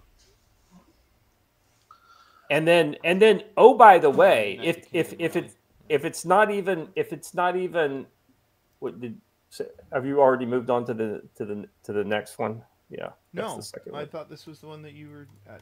No. Look at the first link is the protest. I wanted to show the Anarchy first, just to kind of play off the Anarchy in the UK bit. Okay. Oh no, I'd already played that video. It's only 19. I know. I was still talking that one though. I hadn't moved on. Yeah. That's all right. It's no big deal. So we can go ahead. So anyway, all of this came after the synagogue attack, and so and here's the crazy thing, Joe. The synagogue attack is bad, right? Jews aren't getting protected they need in the UK. Well, it's even worse. Not only did the terrorist kill, but the terrorist that worked for the government killed one as well. Police accidentally shot and killed a victim during Manchester terrorist attack. Officials said that one of the men killed at Heaton Park Congregational Synagogue in northwestern England had been hit by police gunfire. And that's actually what killed him. One of the victims killed during the vehicle and knife attacks at the British synagogue was actually shot by a police officer, as officials said. Adrian Dalby and Melvin Kravitz, 53 and 66 respectively, died from injuries sustained during the assault on Thursday morning at Heaton Park Hebrew congregation, which has been declared a terrorist attack by the authorities. The police did not immediately specify which of the deceased victims had been shot, but said that the person was shot alongside someone else who was hit by a bullet but survived. The victims have been standing close together behind the synagogue door as worshipers acted bravely to prevent the attacker from gaining entry. So let me get this straight. Go ahead. The truth is more likely that they accidentally hit the attacker, and we're trying to, the British police were trying to keep the congregants from interfering with this poor young lad who was just acting out on the oppression he has felt. The United Kingdom government is such a clown show that is not outside the realm of possibility. More victims were harmed by the police in this. I like to think, Joe, that a terrorist showed up at this synagogue and the police gave him backup. But remember, right? The justification for you being disarmed is that the government will keep you safe. Yeah, the government's there to keep you safe, even if they got to shoot you while they do it. Just like they kept Ashley Babbitt safe during her peaceful protest. If only this guy had made a mean post first, none of this would have happened because they just swooped in and arrested him. Joe, they're going to find something where he supports Israel against Gaza, and they're going to call him a dirty Zionist or something like that.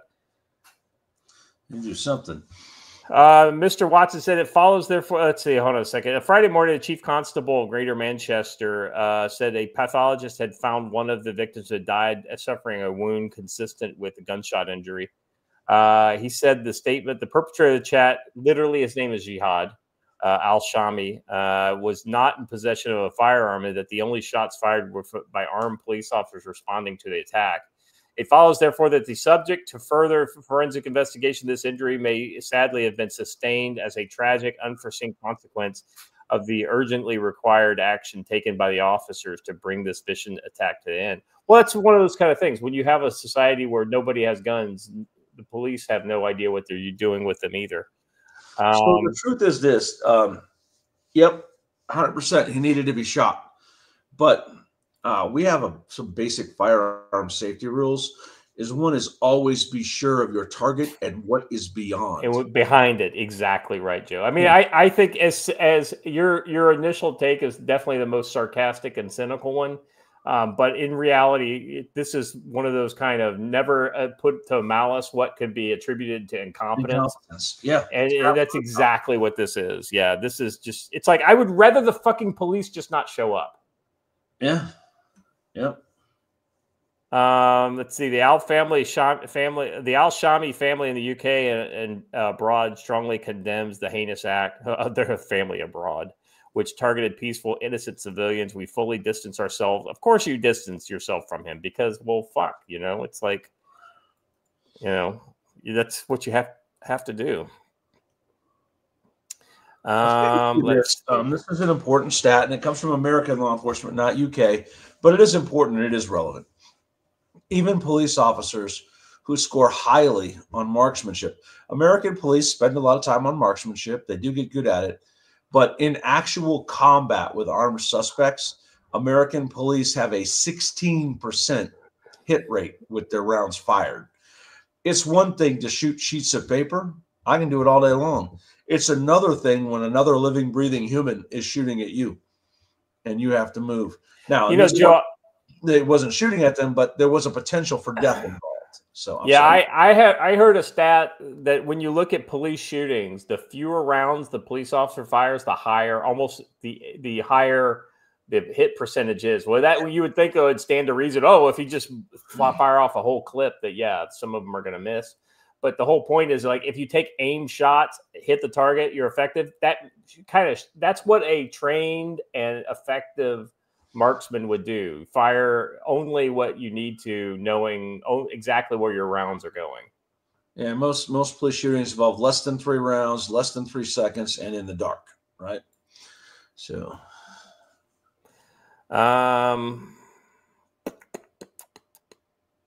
yeah. So anyway, I thought this was interesting. Just kind of shows you if you think you hate the British kind of regime, you don't hate them enough. right. And speaking of hate,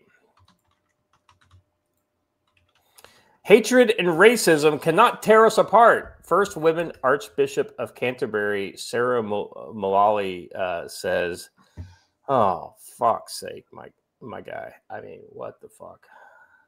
I mean, I'm not a bleeding C of E kind of guy, but is the Anglican Church really even a church?" So, I mean, it's it's as legitimate a church as any of them, right? Today marked the moment in history of the church. The role of the Archbishop of Canterbury was given to a woman for the first time in its nearly 500-year history. Just remember, this is a church that was founded so a king could divorce his wife or execute her. I can't remember which. Probably both. Probably both in rather short order. And needless to say, she's fucking woke as the day is long. Yeah. I'm just trying to. They do these fucking capsule stories. I fucking hate these on the BBC, but I'm just trying to find some interesting. There's nothing interesting about Sarah Mullally. I'm just throwing that out there. I know. I want to give some evidence to my statement that she's woke. I mean, she's in the fucking Anglican Church, so she's got to be woke. But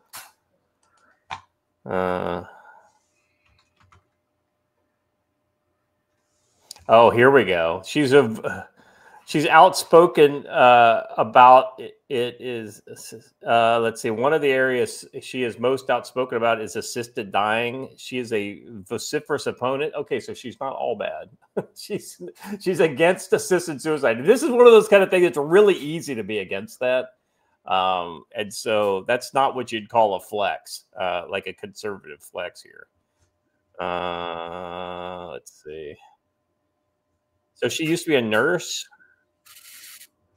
So yeah, she's National Health Service. She spent 25 years and then working for the National Health Service. The youngest, which proves she's completely woke. Yeah. Well, here's the other thing too. If she's a fucking career nurse, then how the fuck did she get to be? Let's see. Hold on a second. She was volunteering at the church at the time. In 1999, she became the youngest ever chief nursing officer for England in 1999. Although she was volunteering at the church at the time, it was just a few years later that she decided to become a priest.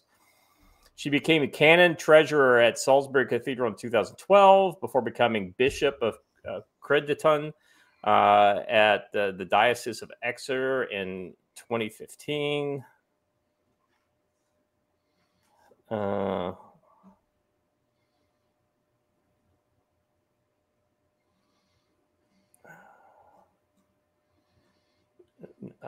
I don't want to be uncharitable to women in general, so I just shut.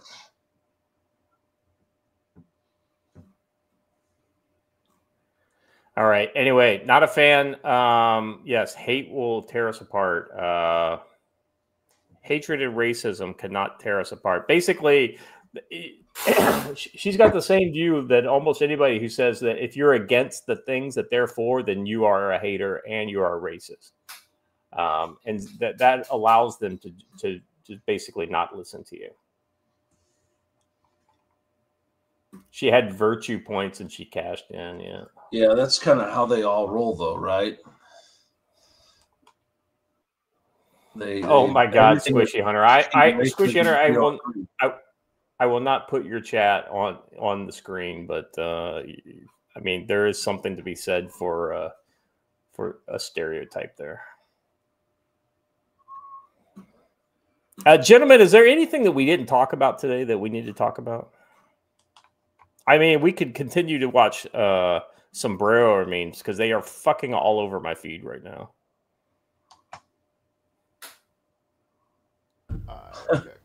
Sombrero, those are always good. Well, the White House says it says every day the Democrats keep the government shut down, so Sombrero gets 10 times bigger. Hashtag or trademark Democrat shutdown. I thought this was going to be the Schumer shutdown. We need the ultimate crossover. So I really want to put Watcher or somebody else on this. The ultimate crossover is Braxton McCoy in a very large sombrero. Sombrero, yeah. Did you see somebody had the picture, the interview he was doing with Tucker Carlson, and he had his hat just. And Braxton was like, "I don't even know why I have friends anymore." Right, it's so funny. Crazy. I guess even okay. So this is so even Comedy Central is getting in on it. You know when the libs get in on it. All right, Watcher, I'm sharing Sombrero Marine number 17 in the private chat.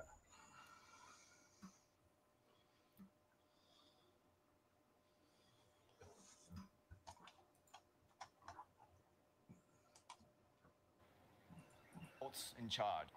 It's a disgusting video, and we're going to continue to make clear bigotry will get you nowhere. Finally, some adults in charge. You know what? I'd like to see Donald Trump make fun of that. President Trump posting another AI-generated video. It's a disgusting video, and we're going to continue to make clear bigotry will get you nowhere. We are fighting to protect the health care of the American people. Funny every time. Yeah. Republican assault. God damn, this makes even less sense. But it's even more funny. What is the bit here? What? So Hakeem Jeffries is Mexican now, and so is Trump, and they start a mariachi band.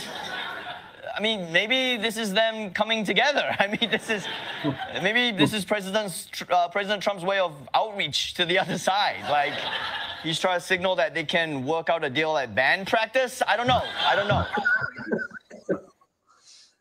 Hey, you know what? It's actually funny now that they don't have Trevor Noah. I know the Daily Show is. By the way, we got some more footage from the protest with the. This is funny. I don't know if you saw this, Joe. Did you see that they were out there in like furry costumes and some other stuff at the protest? Well, one of them was this inflated kind of like frog suit. Watch this. The guy comes around and puts maces. Puts the pepper spray in the air intake. Oh yeah, that's funny. that guy's fucking hating his life.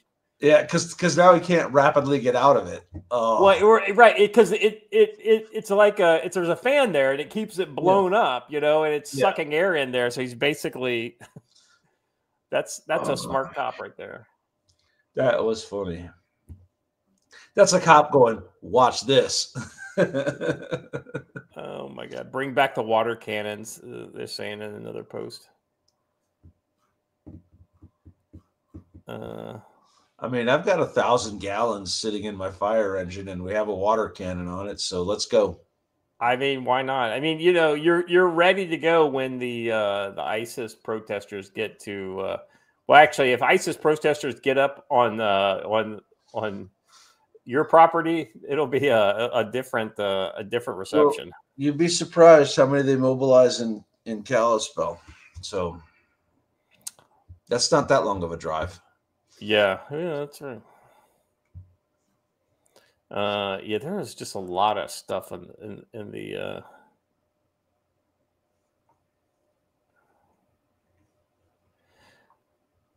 Oh yeah, did you hear about the protesters, or not the what is it? The Gaza flotilla people got rolled up by the Israelis, and the Israelis basically went through the ships and were like, "There's supposed to be aid in this convoy for the Gazans.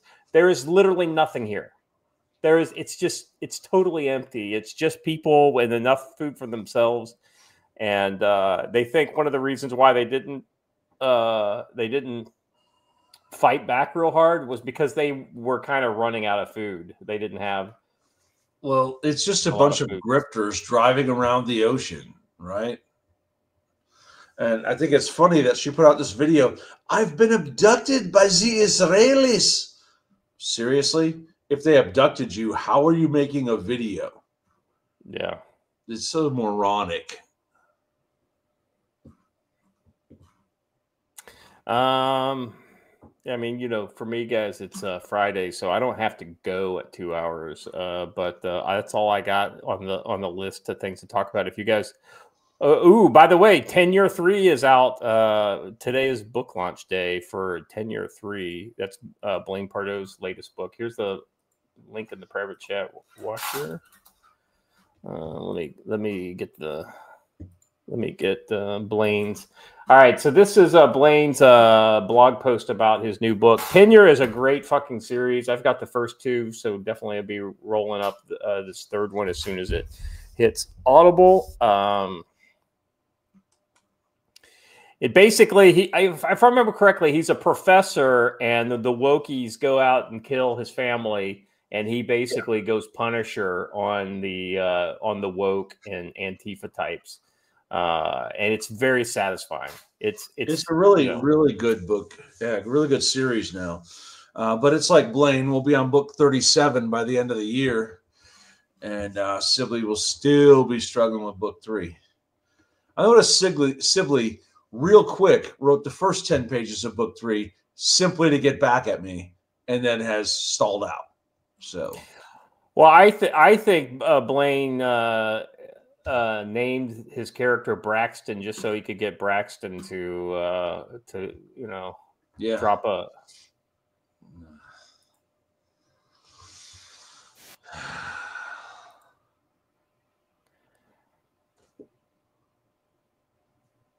Oh my God, Watcher, you're a fan of anime memes, right? Generally, look at this one. I'll let you evaluate it before you post it or not. I'll leave that up to you. But I thought you might appreciate it.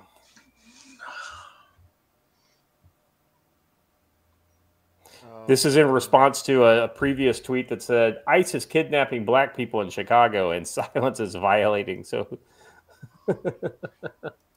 this is I don't know what this is from, but this is that anime girl dancing and singing or whatever over all of these. In front of the cash printer. Yeah, she's the same one who was on the cash, like the money printer meme. Anyway, pretty funny.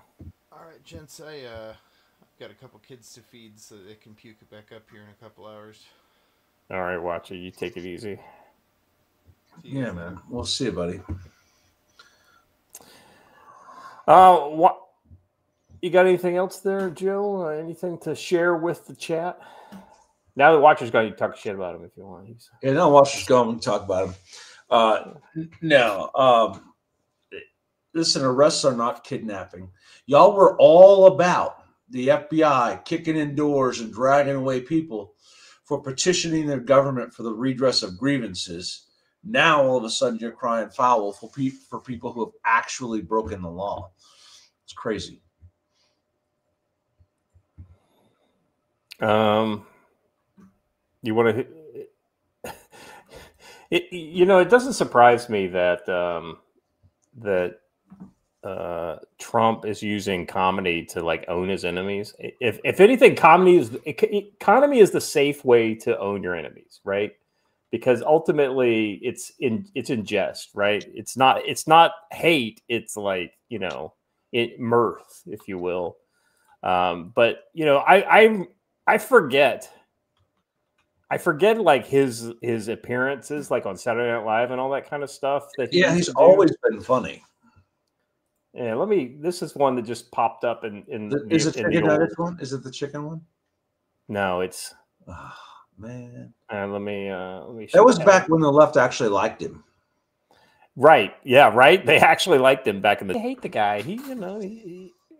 It's funny, It's not classic comedy, but man, it's like the guy has a sense of fucking humor, and he's self-deprecating, right? I mean, he's making fun of his own style of leadership and everything. So of like, my way's the highway. Everybody thinks he's that way, and that's the reason why he makes fun that way. I mean, it's just the way it is. All right, I got to get rolling. I got things to do. Brother. Same here. I got some sleeping to do, I guess, but that probably won't happen because I just had a monster before the show started. So I'm having a Mountain Dew jump start and getting ready to get rolling on the road to the big city of Libby, Montana. So what a Mountain Dew jump start? What's that? Man, you got to get back to America. It's Mountain Dew's energy drink. This one's fruit punch. So I was just absolutely floored that they had fucking Baja Blast in cans last year. Like it was the last summer when I came. Yeah, it was fucking amazing. Yep, it used to be the Taco Bell exclusive, but I know. Yeah. I mean, it's literally the best Mountain Dew for my money, and it went wonderful with. It was great with the soju. Yes. Yeah, we'll have to make Mountain Dew, soju, and Derby pie like a CFC get together exclusive. All right, guys, that's all we got today. If you haven't done already, please like the video, subscribe to the channel, hit the bell for notifications. Let your folks know out there that you're getting good stuff.